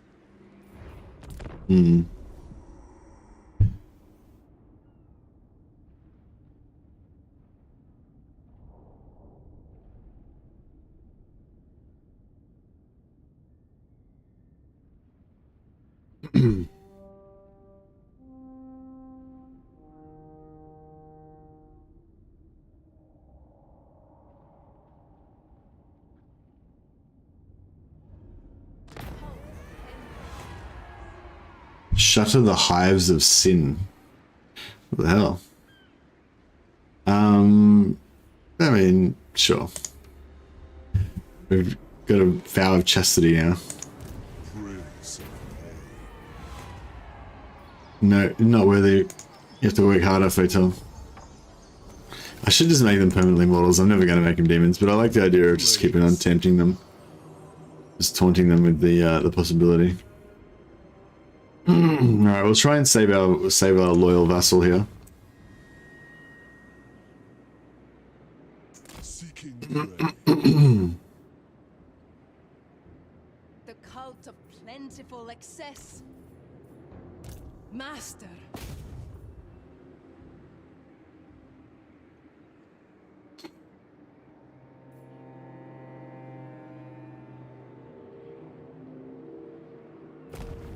Is that their Leaf Culprit? Yeah, that's their faction leader. So he's actually immortal at the moment. You are infertile.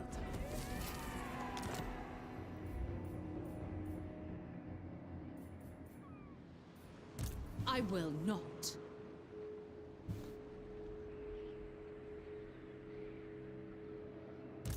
Decadence awaits.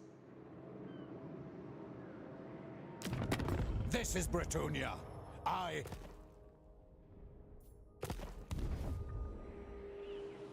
Savor the agony. Ecstasy.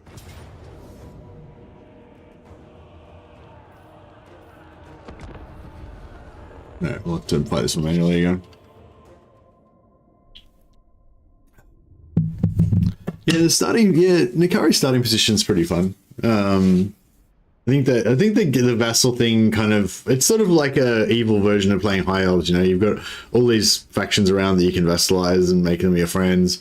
They'll try and kill you at first, but yeah, you just like conquer them all and make them your vassals. I'm really surprised none of them have betrayed me yet. I'm pretty sure like that they can betray you, but yeah, it doesn't seem like any of them have wanted to so far. Which is interesting. Slaanesh. Flesh and pain.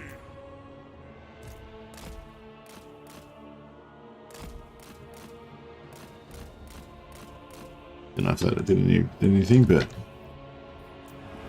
did they just smash that door open instantly? Oh no, they just not actually down yet. Alright, let's get some Pit of Shades happening in here straight away. Hear my call. The quicker we get some kills, the quicker the Mortis engines will start Lord of liberty. going. Taste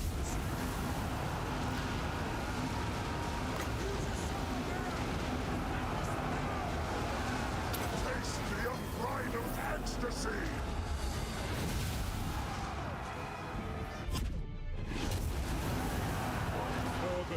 Gate down? Gate is down. Alright, let's get in there. Alright, I'll drop a heap of demonettes everywhere. So we get Of Slaanesh. these guys charged up. Lord of Slaanesh. Cleanse their flesh. Is any of these guys fighting? Oh, there we go. Okay, so we got some guys fighting now.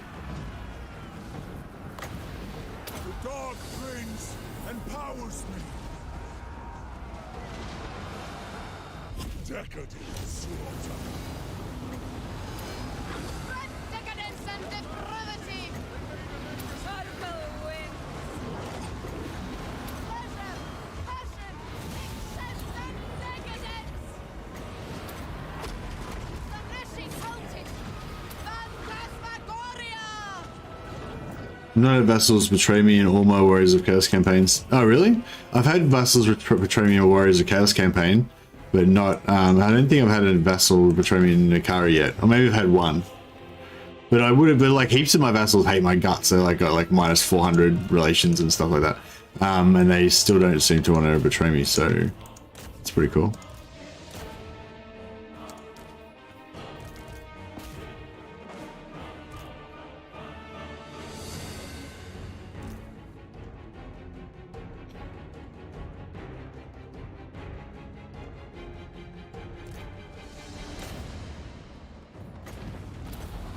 There you go, done.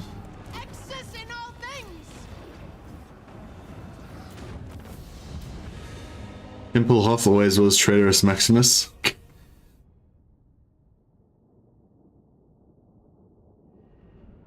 Great Begrudges talked to CA about the slow attack rate of chariots. Maybe that'll be fixed soon. What do you mean, like chariots in melee?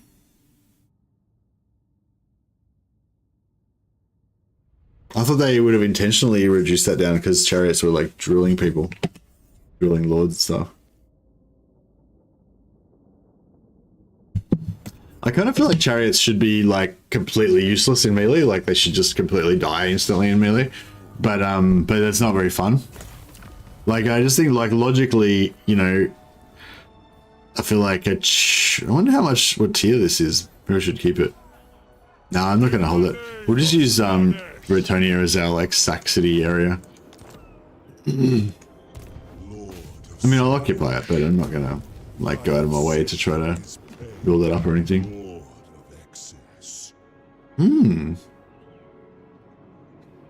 Cavalry building. Alright, if those are the knights, then there's normal speed.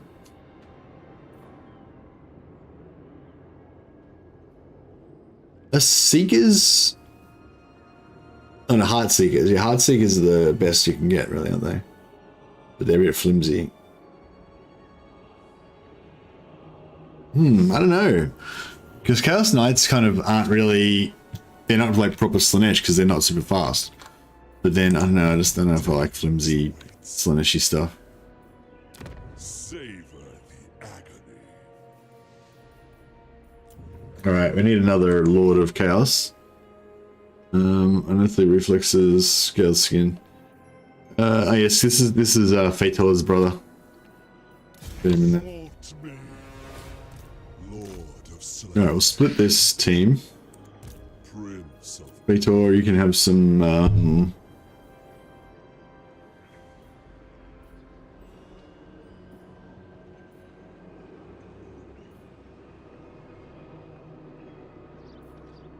if I want some Marauder Horsemen, maybe. Just get some ranged in there. Bit of extra morale debuff.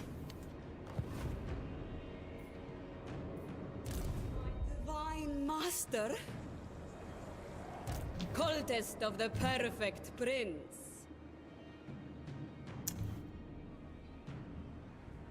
Moving, my I keep losing these, I can't find these, fucking Gem King Lords so I can give them gifts. You're disappearing.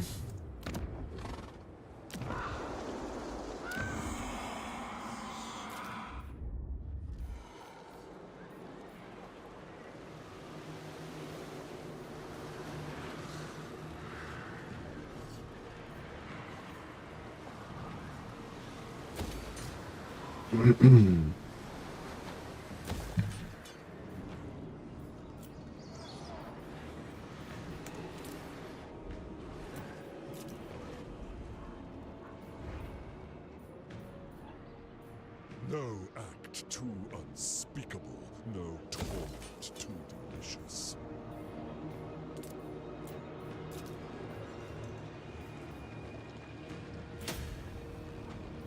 Actually, we should probably change this to corruption. Just max out the corruption. Slaanesh demand. Sid. Moving, my prince. The cult of unfettered pleasure.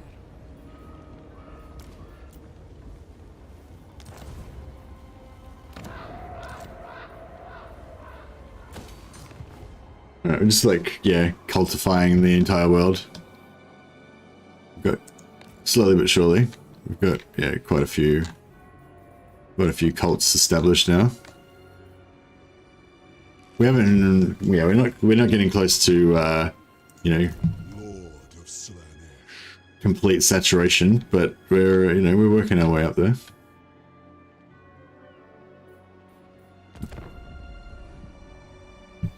Is it impossible to confederate Templeoff? No, pretty sure you can confederate Templeoff, can't you? I don't know. I've never tried really.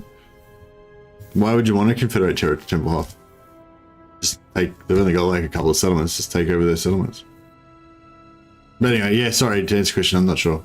I assume you can confederate them. Why? Maybe you can't. Actually, I don't know. I kind of feel like I've had somebody else ask me this question as well.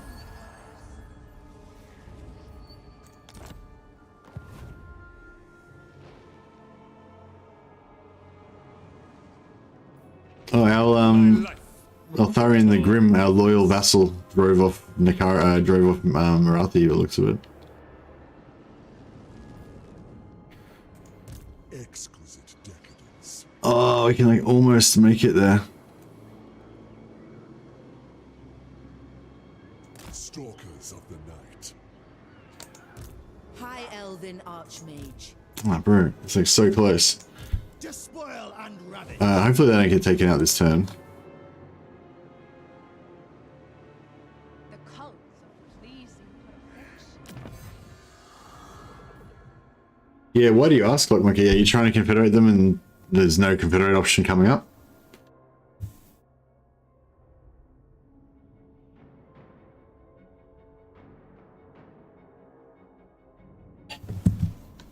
Yeah, but why are you asking? Why are you asking if it's impossible? Why wouldn't you just assume that yes, you can confederate them?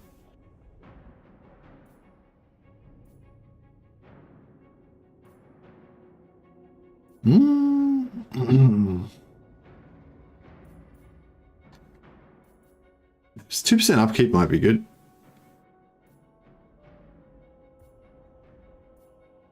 Yeah, I'm running out of stuff I actually care about now.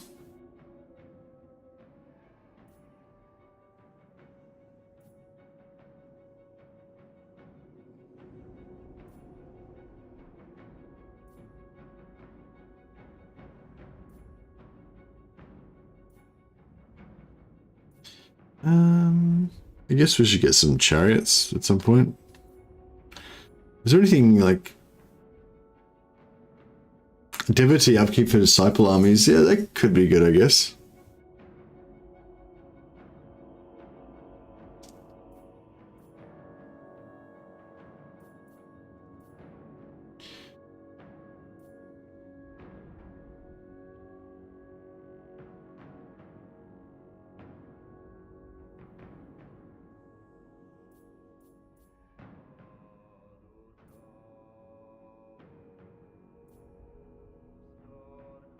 I don't know if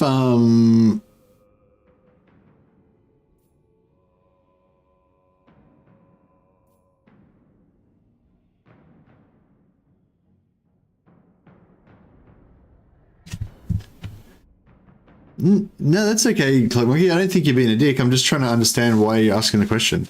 Like when you go into diplomacy with Templeoff, does the Confederate option not come up? Like, is the button there to confederate? Because if the button's there, then yes, you can do it, obviously. But you're just saying it's really hard.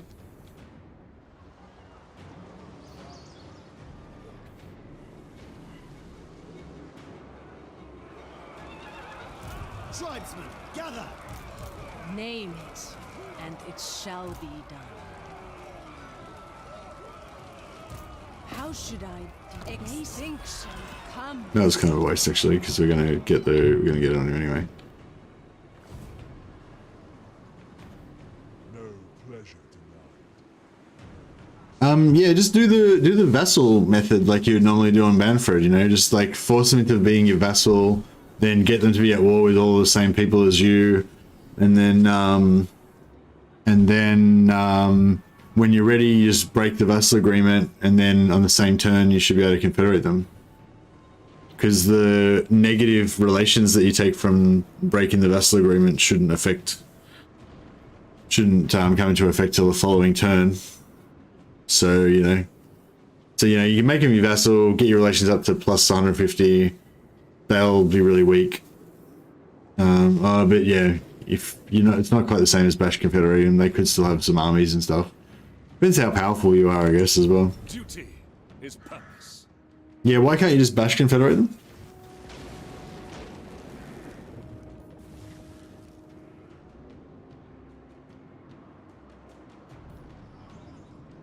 Yeah, sorry, man. I just haven't bothered to try.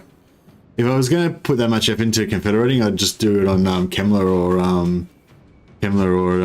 the Red Duke, so you actually get a cool legendary lord as well.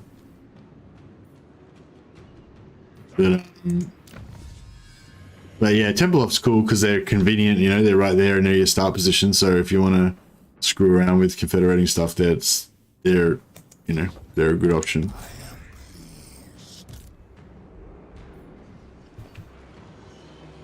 Ecstasy awaits. Can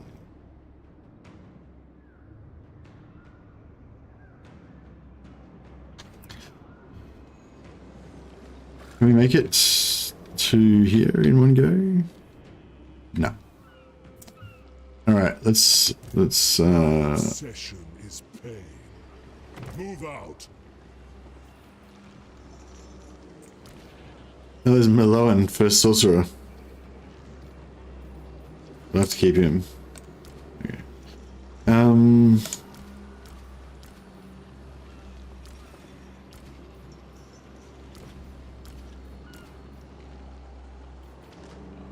Alright, how did that work out?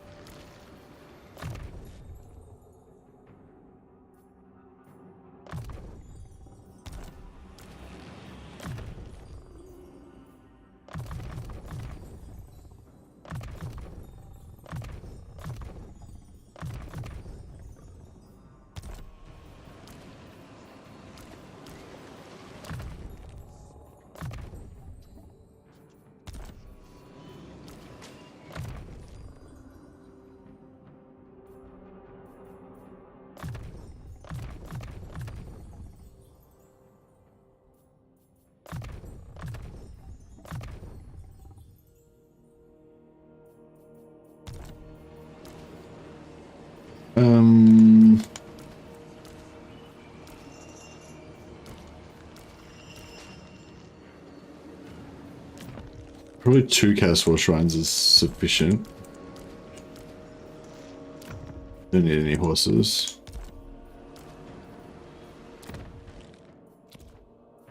Right now.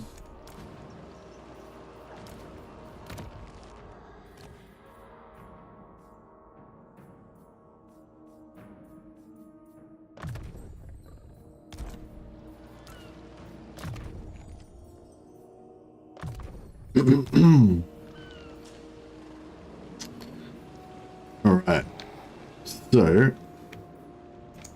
Lord of Excess.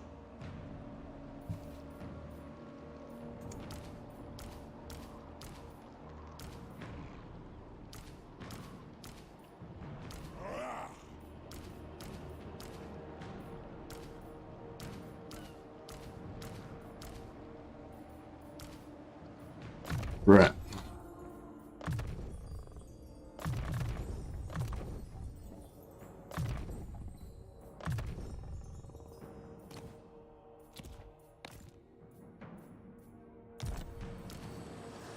So I'm just I'm just gonna spend a bit of time beefing up these units a little bit so that our like little half stack here is still going to be fairly strong.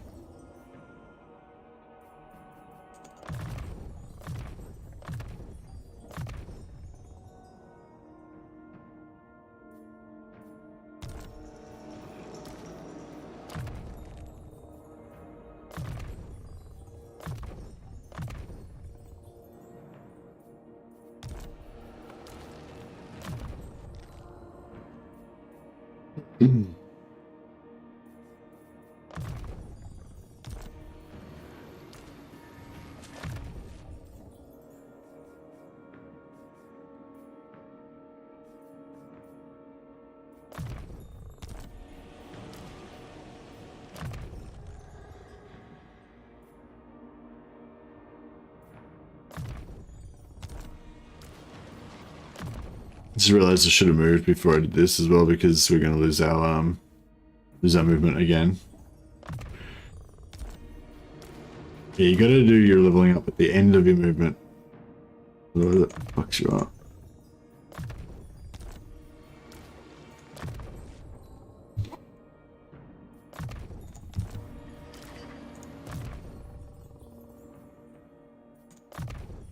A mighty All right. pleasure seeker. Savor the agony. Decadence calls. Pain comes swiftly. We're in force march there. Hopefully no one decides to backstab us. Slaanesh shows us a life without fears. Exquisite decadence. Promise of pain. Let me show you a life without limits. Join the pavan of pleasure. My divine master. Destroyed Sigvald with Scarbrand. Nice. Notice some of the hardest campaigns from Warhammer 2 have become really easy in Warhammer 3. I've played Nakai and now Orion. Yeah, I think yeah, Zergovich did a little video about that actually. Although some of the ones that he said were the hardest ones, I thought were actually not that hard. But yeah, he was sort of saying like Skarsnik. What was it? Skarsnik, Belakor. Yeah, Belakor I reckon is pretty strong, but yeah, but Skarsnik is maybe one of the harder ones. I don't know. Everything's like hard if you don't know how to play it, but then once you've like played it a few times and you figure out how to do it, it doesn't seem as hard anymore. But anyway, but yeah, basically all of the ones that Zerkovich did, he did about 4 or 5, and then basically was saying they all were easier in Warhammer 3. But I feel like Warhammer 3 is just an easier game in general. Like it's just, yeah, everything's easier in Warhammer 3. Which is okay for now. Like, I feel like eventually, you know, you'll want that more, you'll want a bit more challenge in your game. But I think just for right now, it's okay having a bit of an easy game, because there's so much new content to explore that, for me, I don't really mind if the challenge isn't really there, because it's just like, I'm just playing the game, just exploring all the different mechanics and everything. The AI is, you know, sending enemies at me every now and again, give me something to do, but it's not like life or death, you know, super sweaty or anything.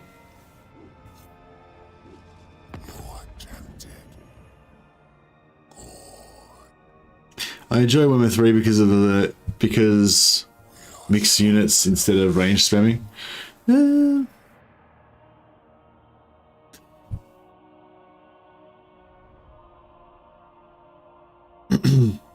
Ecstatic Legion. Well, I guess if we're going to have any allies, then this guy would be it, because he's Azazel's, you know, another champion of Slaanesh.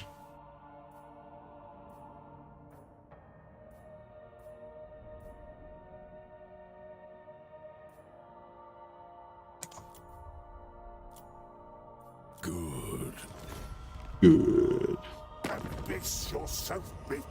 The game does feel a bit easier. I just play a bit more aggressive and riskier to offset that. Yeah, and you can just play a bit more loose, and it's pretty forgiving, you know.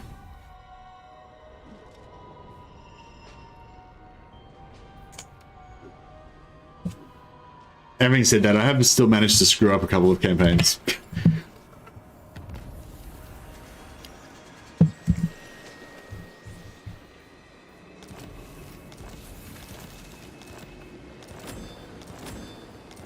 Oh yeah, so probably need to...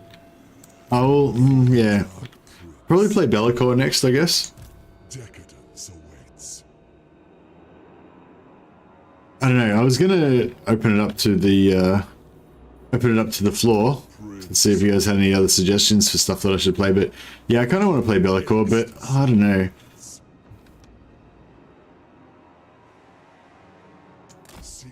Because I've been sort of saying, like, I don't really want to play, like, I'm not really wanting to play really immersive, long campaigns right now, like my sort of ultimate campaign where you get to play do everything for a faction and stuff like that. It's not really what I'm into at the moment. I just want to sample everything, like, try everything out, you know, that kind of thing. But I don't know, I am kind of getting to the point now where I wouldn't mind just kind of settling down into a campaign of something. Alright, Corone is now our slave. Excellent. My obsession is pain.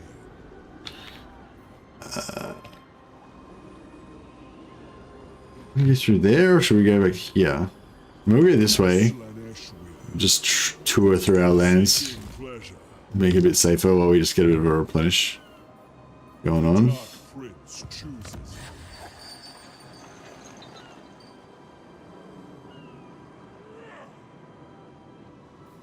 I want to get some more marauders just for fun. Is Linus? No, it's the same thing. I started a Belakor campaign where I'm collecting them all. Valkyr, Siggy, Azazel. Oh, actually, that's a good call. It would be good to play, yeah, Belakor and practice the try out the Confederations. Oh, they. Oh, damn it! They took it over. Oh well. We can confederate these guys, but wait up. What? What the fuck? How did they take? How did they? What? How am I not at war with these guys? So these guys somehow took out Cathik without being at war with me. The cult of plentiful excess. How did that work out? Maybe I... Your sin is my command. Yeah, I don't know how that happened. I guess I wasn't paying attention. Slaughter the sheep. For the Dark Prince.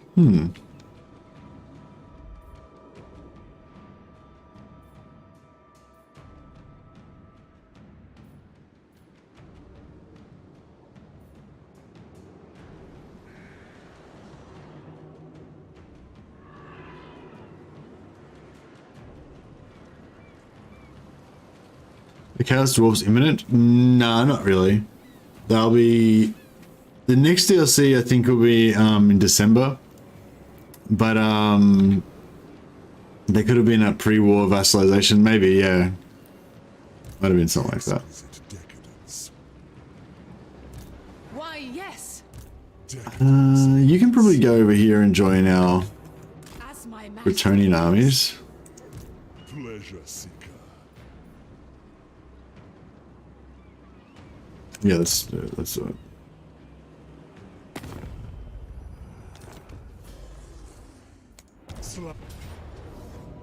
Maybe it's because I'm in so many wars, and that's sort of holding my vassals together, because we all have the same enemies or something like that. And they're afraid to break the alliance so that, you know, they don't... I don't know.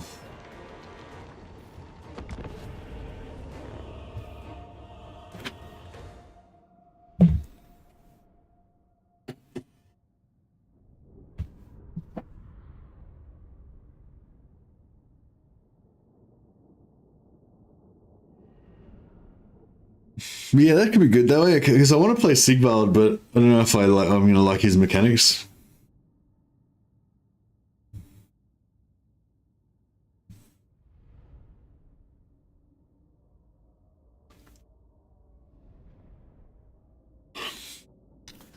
I kind of feel weird about having Kolek in the mountains, just to the east of the Empire, because I don't know, just from the, I guess from the earlier, from like game 1 and 2, I'm kind of used to Kolek being this kind of, I don't know, like godlike end game boss kind of character, and so it's sort of weird having him just kind of like right there about to destroy the world kind of thing, like having him like as a future threat that can potentially rise up and become an endgame scenario. That kind of makes sense, but having him just kind of like living there in the world just as your neighbor kind of, it's like, I don't know, seems weird. Kolic is closer to Cathay. Yeah, I guess so. I know when I played as Grimgor, I was Grimgor, I was like just east of, like I felt like I was just east of the World's Edge Mountains, and Kolic was just east of that. So, you know, I mean, yeah, it probably is technically closer to Cathay, but he still feels pretty close to the Empire. But anyway, my point was not really about him, about where he is geographically. My point was more about him existing on the map at all. Like, you know, like I feel like Kolic for some reason, he doesn't feel like a a faction. He feels like an end game boss kind of thing, you know. I wonder if we could just run in and start fighting. Be fun. Claw their flesh, spreading torment.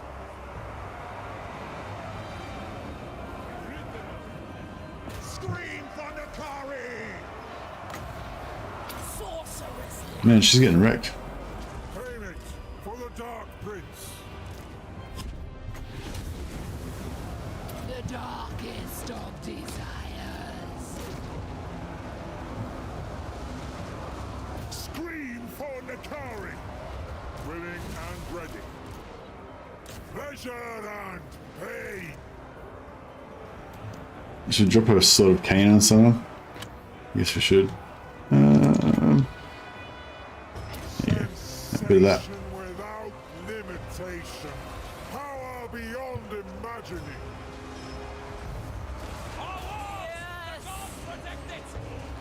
I am ready. The aesthetics are lethal. I can't stop. Warriors of Slaanesh. Rapture and torment. Warriors of Slaanesh. Get a little bit of experience on our Extravagant despair. Warriors of Chaos.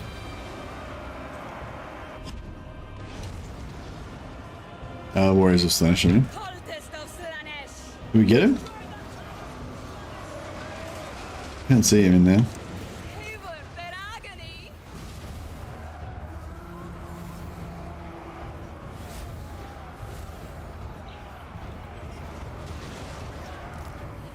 Paramour of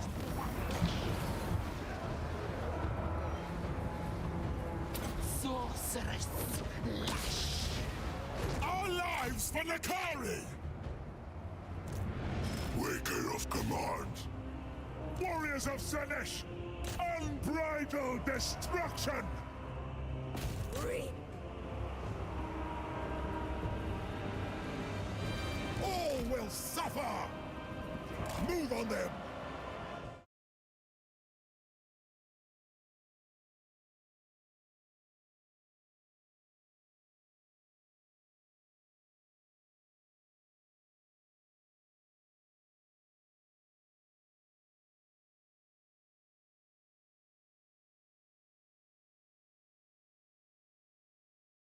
In the lore, Kolic is summoned by the Norskins during a rare astronomical event. He appears at a cave in the Northlands. Oh, nice. But yeah, it's just like, I don't know. Like, I can sort of understand, like, I don't know, like the Empire having Throt, you know, having Throt in the north there, it's sort of, it's like, yeah, he's not the best neighbor, but you can kind of imagine Throt kind of being up there, kind of doing his thing, hiding in his holes, sending out his little war parties to steal children or whatever every now and again. But like Kolic is like, you know, Kolic is like the end times, you know, he's like a force of nature, like a cataclysm. You know, like, I don't know, just like, you know, I guess, okay, this is a better way to explain it. I feel like if Kolic existed in the world, then like all of the races of man would be like, shit, Kolic exists in the world. We need to form like a United Nations or something and go and deal with this situation. Like, even if he was like half a world away, they'd still be like, oh my god, we need to sort this out. This is bad. You know, whereas, yeah, like a lot of the other factions, I can sort of imagine that they're just like they're being ignored or whatever. They're coexisting, not coexisting peacefully, but they're just sort of like existing without everyone thinking that they're like an urgent, imminent existential threat, you know?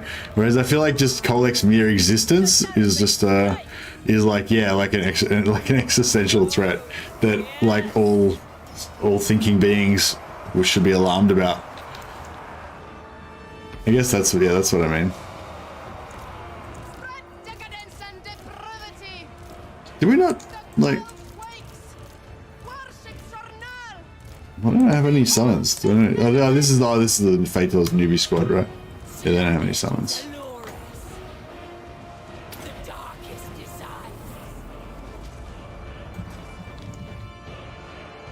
These guys are having a bit of an even fight over here, aren't they? It's not really what we want.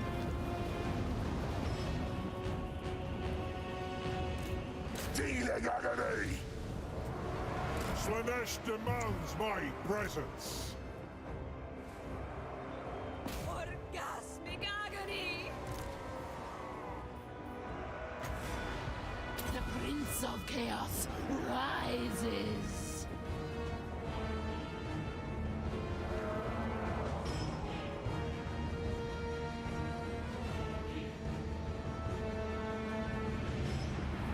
Warriors of Slaanesh, spreading ruination.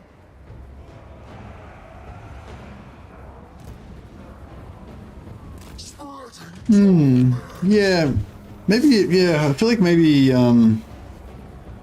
I don't know.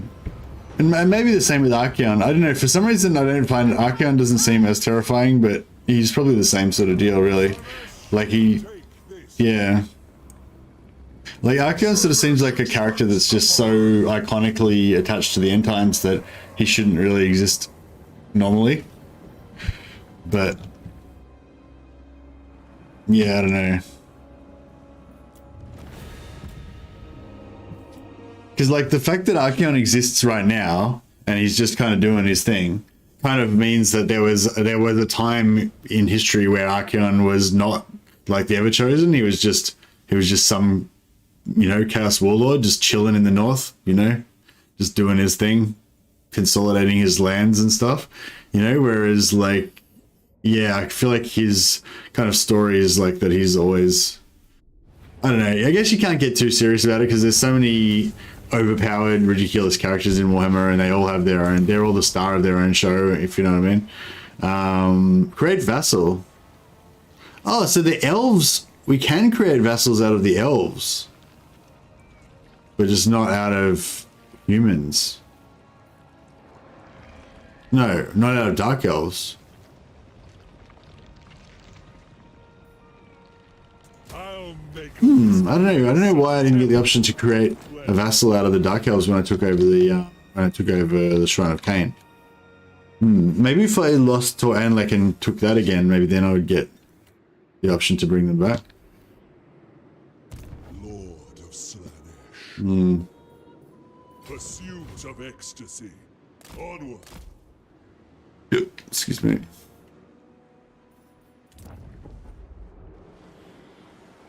Oh, we're starting to get pretty rich now. I guess we can start raiding a couple of things.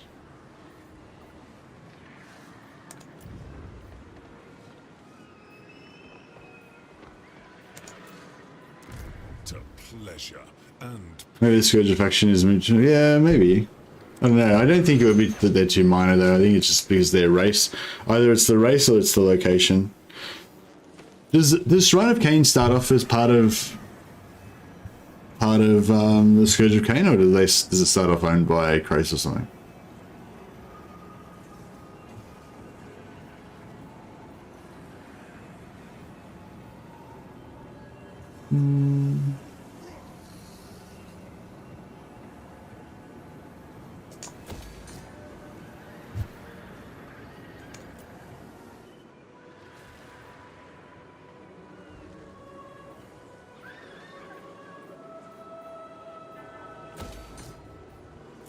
Start building up our little economy a little bit. Wine, I think we're good on wine, right? 100%. Oh no, we need more wine. We can always just build more. Not right now, we can't, but later.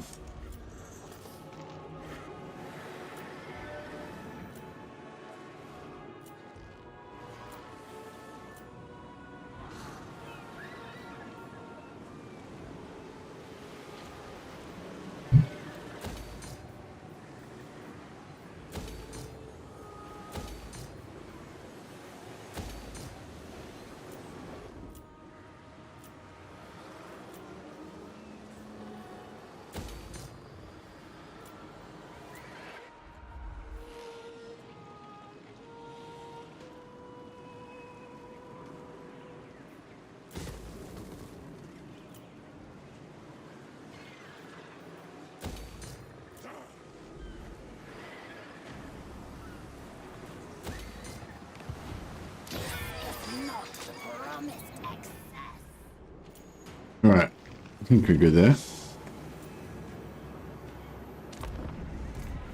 Master, they worship you.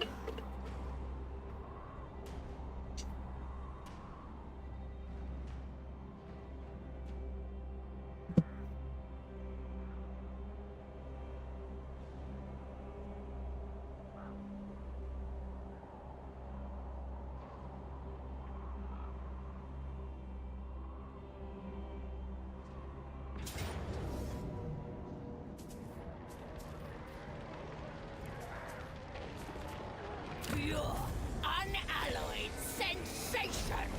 Rejoice!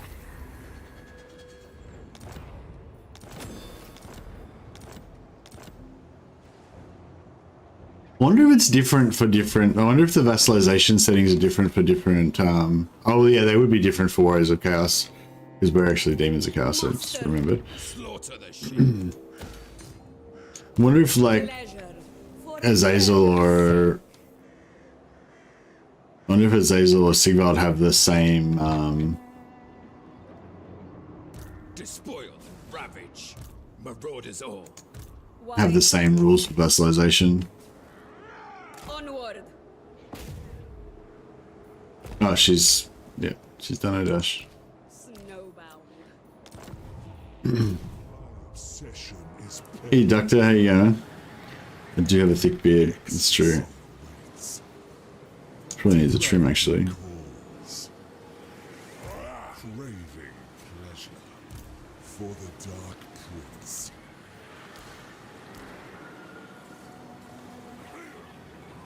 No act too unspeakable, no torment too precious.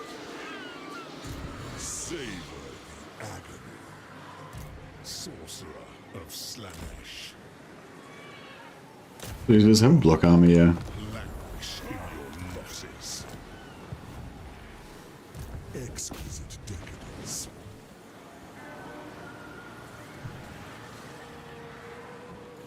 Innocence. Make them suffer.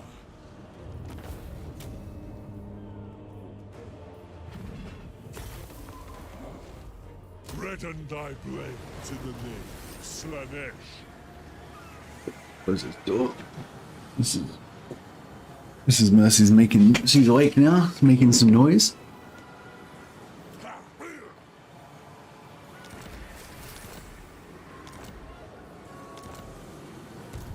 And was there something else down here that we wanted to defend? Not really.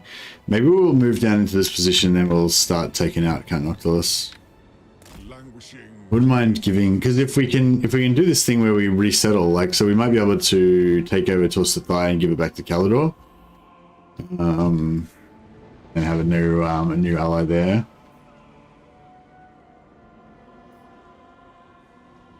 I don't know. I see he's kind of doing a pretty good job of protecting our western borders. Master of magic. Maybe we should just leave him alone.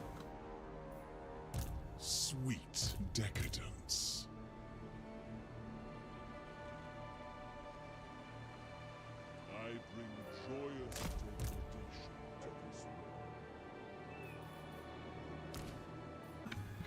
feel like we should work him out. Lord of Excess.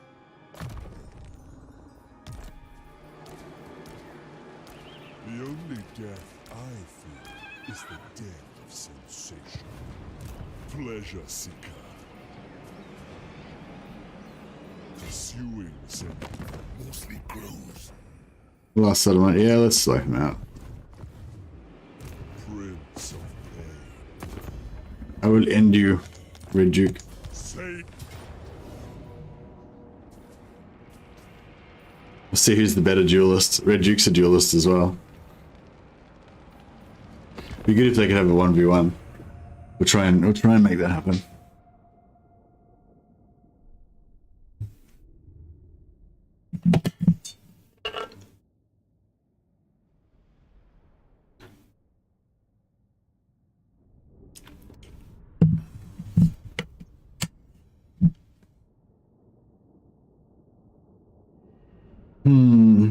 Yeah, they need to fix the fix the AI reactions to stuff being capped. But at the same time, it's kind of cool being able to stealth cap the settlements, but you don't want it to be too easy. It'd be kind of cool if it made it like a little mini game where, like, you know, you move here and then they'll try and send a patrol there, but you can like outmaneuver it, and you know, so you can still do it, but it's like this whole like mini game of like trying to lure them in different directions. And so, but it'd be, it's kind of like if you remember that game Commandos, where you would do that kind of stuff. It'd be cool if there's this like Commandos mini game that you could do with stealth units and cap settlements, but it would take like a lot of time, and you know, I think that's the main thing. Like, it should be a time investment. Yeah, so we can go in here with no towers, or we can go in here with no towers. We can choose either one. And since they've got no ranged, then you know, they're basically fucked. They've got, I mean, I guess they can build towers, but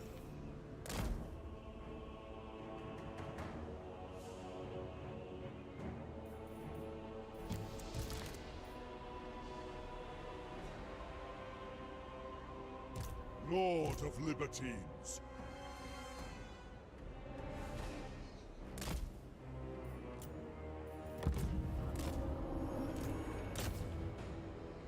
We march to the cacophony of pleasure.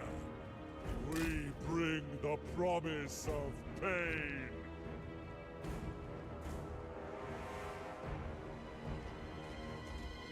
so yeah, so maybe Belakor tomorrow. I kind of feel like I should do something other than Chaos just to break it up, but I do really want to play Belakor as well, so.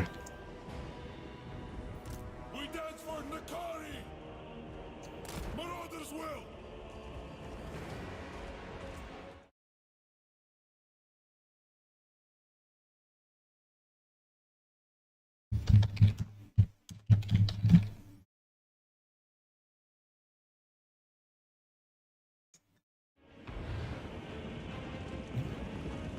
Dark Princess Marauders!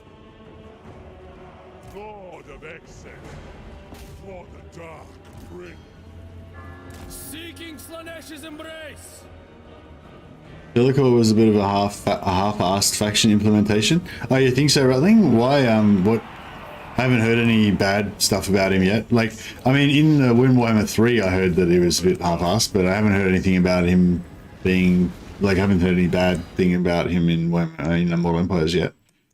Yeah, have you played him in Immortal Empires? What did you think about it?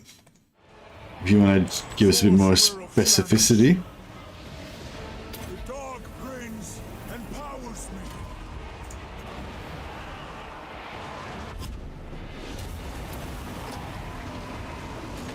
Claim for the Dark Prince. Desire unbound. Lords. Excess in all things! Purple winds! The Lord of Excess arises! Lay their souls! He's good, but the whole Lord corruption thing is purely for roleplay. There's no real benefit to corrupting lords because they just become demon princes, which you already naturally get. Yeah, no, I can dig that. Oh, what's going on? Are we getting smashed by? What are we getting smashed by? Where is he? He's over here. Getting smashed by a Graveguard. With not even great weapons. That doesn't bode well for our duel against the Red Duke. No, the Red Duke can duel us, keep up secrets instead. Extremes of sensation. Phantasmagoria! Phantasmagoria. New extremes of sensation! Oh, this isn't fatal, this is just some random dickhead. Crap. Alright. Yeah, you need to piss off. You're not very strong. How about the girls? The girls can handle the Red Duke, I think. We get into quiet.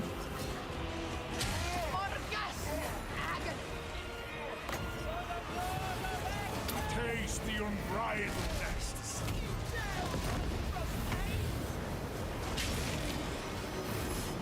Coldest of Slaanesh. Purple winds. Yeah, he's going down.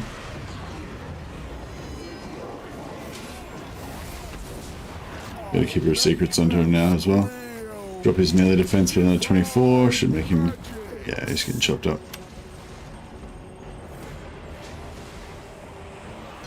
My pleasure.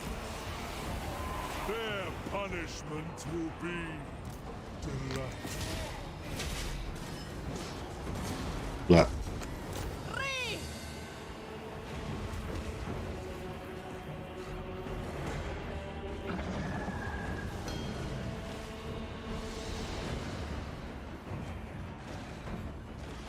Yeah, the yeah, no, now that you mention it, Rattling, yeah, that thing of him corrupting enemy lords does sound pretty stupid and useless. But it's yeah, it seems cool. Like, it seems really cool from a role-playing, like, the idea of having something like that sounds really cool from a role-playing point of view. But yeah, I haven't used it yet, but yeah, I've heard about it before, and yeah, it sounds like it doesn't do anything really. It seems a bit silly and pointless in terms of in the game. Like, I don't think the idea of having something like that is silly. I think like the idea of having something like that is really cool. But yeah, it does sound like the implementation was very meh.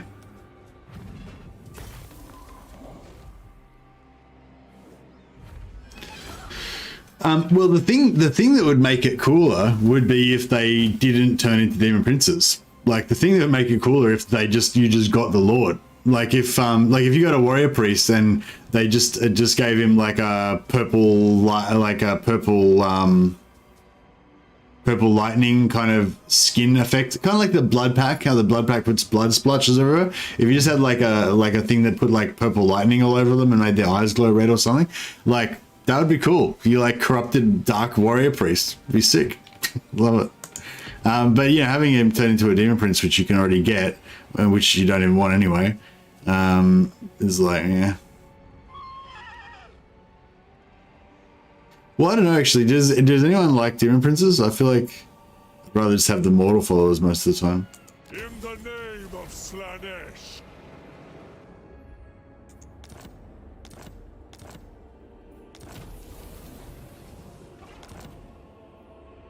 Didn't they have the red line for the wrong faction buffs? Yeah, that's true. Listen to their screams. I think I'd still rather have that though, because they'd be unique, you know? You can just make them warriors or whatever. It'd be cool. And there might be some like, and also there'd be some like special combinations maybe that would be really good. Or, you know, somewhat good. Slice, flay, feast. Alright, Mission ceases to exist. My Very good. obsession is pain. Join the pavan of pleasure.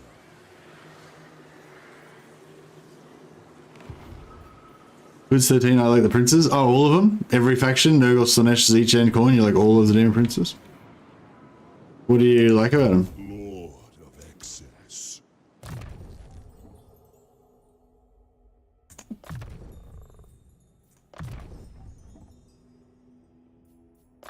I really like the Noble Sorcerer Lords because the Lore of Noble's really good.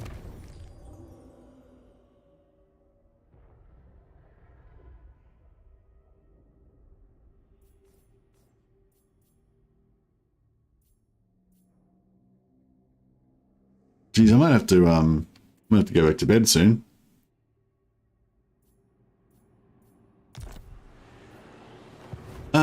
But yeah, I feel like, I don't know, this is kind of fun, but I kind of want to move on to something else now. Yeah, I feel like every campaign I've done so far is like just trying to checking things out, you know. It's like, yeah, I think with this campaign, I think doing exactly what I did, which is basically just enslaving all of the elves, kind of blitzkrieging around. Well, not really blitzkrieg. I guess I chilled for a while. I chilled for a few turns, then I kind of started to blitzkrieg around, and then pretty rapidly conquered everything. That's a pretty good way to do it. Seems pretty easy, pretty manageable.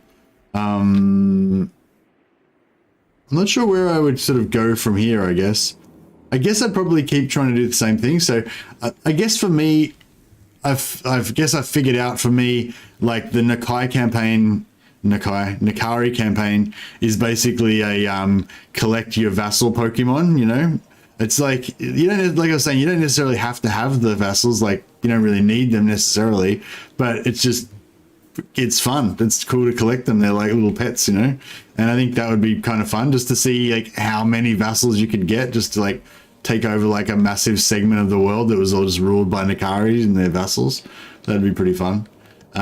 So I guess if I was going to do that, the next thing would be just vassalize all the Dark Elves. So I could potentially get like this whole quarter of the map over here vassalized as Dark Elves.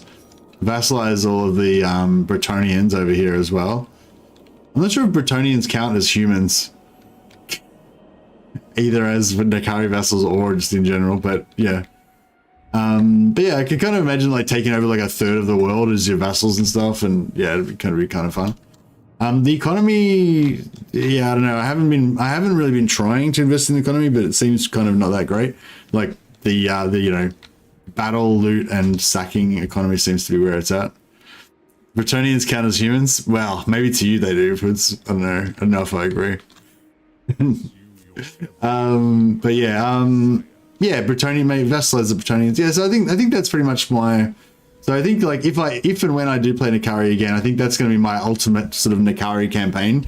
Is going to be making Ulthuan my pleasure dome, and then just like vassalizing the world, trying to like, you know, because killing them is such a cornate thing to do, you know, like and corn to your enemies, you know. So for Slaanesh, like killing's too good for them, you know. You've got to vassalize them, enslave them, and turn them into a corrupted, messed up versions of like their true noble selves. So yeah, I think that works. The hero hammer thing, I think Chris was like mentioned before, like it's just if you've played and watched a lot of hero hammer type campaigns, it does get a bit boring because it's kind of the same kind of thing over and over again. So yeah, and I think that would be an issue with this, like on both sides. So like if you're struggling with the difficulty, then you know go cultist spam. It's really strong, you know, you'll win the game, you know.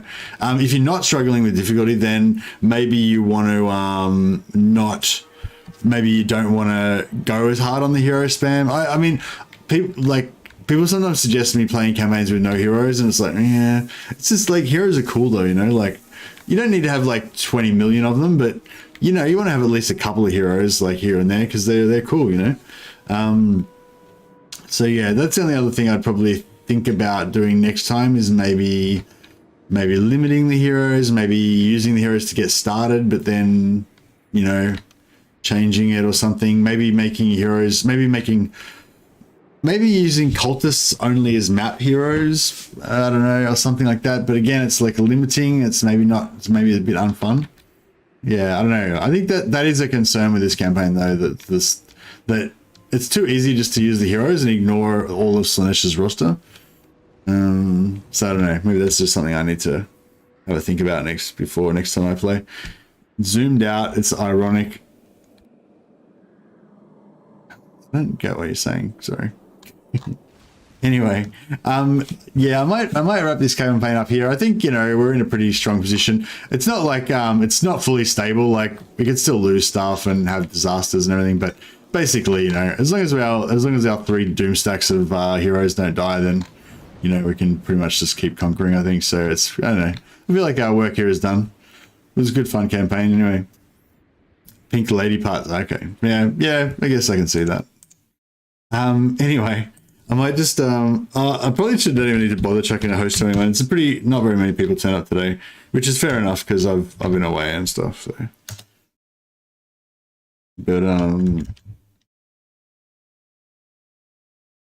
just have a quick check and see if I can suggest anybody. Oh, Legend of Total War's playing. There you go. Ultimate Belakor live stream. Oh, actually, so Legends playing Belakor. So if Legends playing Belakor, I probably shouldn't play Belakor because it's probably just, you know, most people will have already watched Belakor on Legend stream, so they're probably not going to want to watch me play it. All right, so I have to have a think about that. If anyone's got any ideas for what campaign I should play tomorrow, check a comment on the stream or on a video, and I'll check it out. All right, I've got to go to the toilet, so I'm going to end the stream here, guys, and then I'm going to go and get some more sleep. All right, I will catch you guys again tomorrow. See you guys.